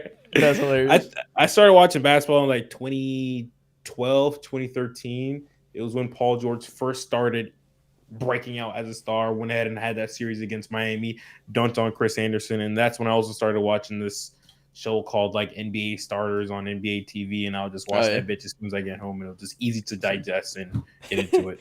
Someone said Isaac's first Lakers teams were Marshawn Brooks, Robert Zachary, Jody Meeks, and post Achilles Kobe. Exactly. Listen, when I tell How y'all you're still a that- fan is wild. when I first of all, I'm like the LA roots for my family, so that's the reason I'm a Lakers fan. I didn't like choose it by choice. When I tell y'all, nobody loves the 2020 Lakers more than me. I'm a Chargers fan in the NFL and a post 2010 Lakers fan. I have known nothing but despair in sports my entire life. So that 2020 run is the only ounce of success I've ever seen in sports. Whenever y'all are like, why does he love AD so much? He is the best superstar besides LeBron I've ever seen for my team. Brought them a championship. Of course, I love Anthony Davis. Wow, Like, bro. I've seen one good year of teams in my entire life. Listen, I get it. To this day, right? If you ask me, like, who are the top 10 wide receivers, I'll put Alshon Jeffrey in there. You know what I'm saying? You know, he won the Eagles the Super Bowl. I get it. I understand. Which also means I love the fuck out of Keenan Allen. And now he's gone. And this has been the roughest 2 weeks of my life. That is tough. That's tough. Wait. I I forgot. what other sports do you like? I'm an Eagles fan in football, Yankees fan in baseball. I watch the Premier League, Arsenal fan. Those are, and then Knicks fan in basketball. This man is wide range. All I watch is basketball, and once in a while, I pay attention to football. I used to be heavy in football back in 2015, 2016 when Cam Newton, 2015 really, when he went on this like insane run. But yeah, no, I'm mostly basketball. Yeah. Football used to be my main sport. It was like throughout high school, it was like the same with NBA. For some reason throughout college, I fell off football. So now I've gotten back into it the past 2 years, but there was like a 4-year stretch where I just completely stopped watching NFL. I don't fucking know why. So now I'm like, I'm not a casual in NFL, but I'm just above it. Nowhere near like where I am knowledge-wise in NBA. But listen, you asked me about the 2016 NFL, I got you. Listen, you asked me about Mike Evans' rookie year, I know everything. Special. Special. That man was ridiculous for no reason. I hated him. All right, back to basketball. Someone said, who is your biggest dark horse team come playoff time? Dark horse team. If it was the Knicks and they were healthy, I would say fucking them. But they're not right now. So it's hard to say. Honestly, the Mavericks. guess they're a great dark horse. Just because you go into Everybody's dark every horse. series. Yeah, but like you go into every series with probably the best player on the floor. And like we've seen Luka make a run to the conference finals before when he had, pre-star, pre-all-star Jalen Brunson. You add Kyrie to that mixer and like an elevated Luka, probably them. Okay. So Yeah. Can you say the Thunder? Nobody expects them to win, but to the 2 seed, like no, I would. Could you say Miami? Sure, if you're just a bitch. Next thing you know, red dots in the middle of your forehead. You will pick the easiest dark horse of all time and just be a coward about it and pick the team that's always a dark horse. Go ahead. It's right. Yeah, but I mean, I think the Thunder have a much better chance than people give them credit for because their age. So I guess they're not a dark horse because they're a fucking 2 seed. But I don't think people consider them like one of the top 3 teams to make the finals, and I probably would. Yeah. Yeah, I would say realistically for me, it should be the Knicks. Hate of discipline in the chat said, Mo, who are some of your favorite wrestlers ever? Some of my favorite wrestlers ever. Number one is, listen, John Cena is ridiculous. Naturally. He back in 2008, 2009. Name another goddamn wrestler who will pull up on the street and battle rap a random civilian, bro. Can never see it. John Cena. I would also say fucking Batista's up there as well. And actually, no, John Cena, Jeff Hardy. And then I'm going to go ahead and say for my last one, should it be Mark Henry or should it be Eddie Guerrero? I think I'm going to lean Eddie Guerrero. He was special. I repeated Nice. that. I don't know shit about any of these. I used to watch Triple H whenever I was like 5 watching WWE. Triple That's H all I is- remember. Yeah, nah. They used to do some vile things back in them days, bro. It's ridiculous. Can't believe you were watching that shit. Oh, my bad. Hat of discipline, not hate. My bad. Someone said, how long have y'all been studying the NBA? Studying's an interesting word. I guess I'll consider that like how long have y'all been like diehard, like trying to like, analyze? Yeah. Probably like since like 2015 or 16 for me. The first like 4 years, I was like getting into it and like learning. And I'd say I got like nerdy about it and tried to like learn how to think about it smartly in like 2015 or 16. Yeah. I would say in maybe the year 2017, 2018 for me is when I started like actually paying attention and reading deeper into just like highlights and shit like that. Yeah. I think, yeah, probably around that same time is when like I started watching like film breakdowns and stuff. I remember like around that time too, Kobe had come out with like Detail, and so I was like watching that stuff too. Trying just like really like anything that like any players would come out with that would be like some type of film study I would watch. So yeah, probably around that same time. Makes sense. It's so funny. I used to think like back in like college when I was trying to be a writer and I just started making YouTube videos, I was thinking like I've only been watching the NBA since like 2011. Like I've really been like nerdy about it for like 3 years. Like I wonder how much people like weigh that lack of years and years of it against me. But now I'm like, damn, it's been like 8 years. I'm getting old. Yeah. I'm like not new to this shit anymore. Yeah, bro.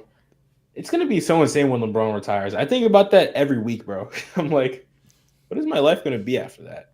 Someone said, Isaac, what are your thoughts on the Harden Volume 8? I got no fucking thoughts on Harden's 8th shoe. I have Wait, never no, even seen no, it.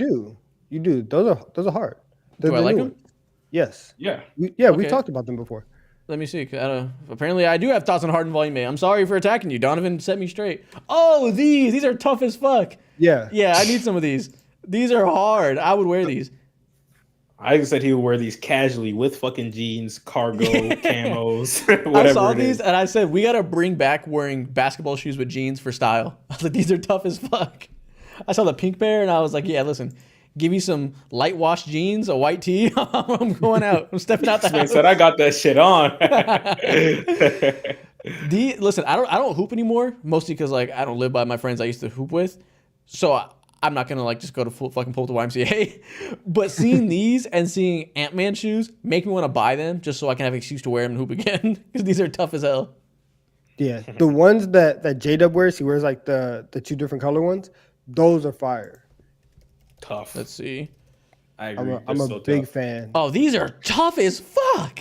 Yeah. I didn't even know these are hard. Those are fire. These are Yeah. crazy. Someone said they're Horton. Here's a shoe. That's a good one. Good. Yeah, these are crazy. Yeah, my bad. I wasn't familiar with Harden's game. These are insane. They look like Starburst a little bit. No, bro. I he's love it. he's definitely made a comeback. There was like a 3-year stretch where his shoes were kind of ugly. These last 2 have been pretty solid. 3 years generous. I'll say fucking 5. Yeah, we'll do a few more questions before we get out of here. We're nearing 2.5 hours. Let's see, which one should we do? If you could wipe one team and all its history from the world, what team would it be? You already Donovan? know my answer. Knicks? We never hear about the Los Angeles Clippers. Yeah, that's true. We'd never know about them. It's If they kind were- of the same as what it is right now. You know, like I don't feel like anybody really knows Clippers history, Clippers lore like that. But if we can make it official, I would love that. Yeah, and if they were zapped away from the NBA, nothing would change. Yeah. Like everyone would just go on with their day as normal. It's kind of fucking sad to say. Pain. It's wild because we would feel the loss of the Utah Jazz more than we would feel the loss of the Clippers. Oh my god. And that's crazy. How disrespectful. Oh my god. Yeah, some people are spamming Utah Jazz. Could you say the Hawks too? So I'm a Nets fan and I'm cooked. Yeah, the Nets, we would not give a fuck about the Nets. Yeah, that is true. No one would care at all. What about the Memphis Grizzlies? I mean, they're so new, I guess. Ain't nobody give a damn about they them have, boys. they have some errors.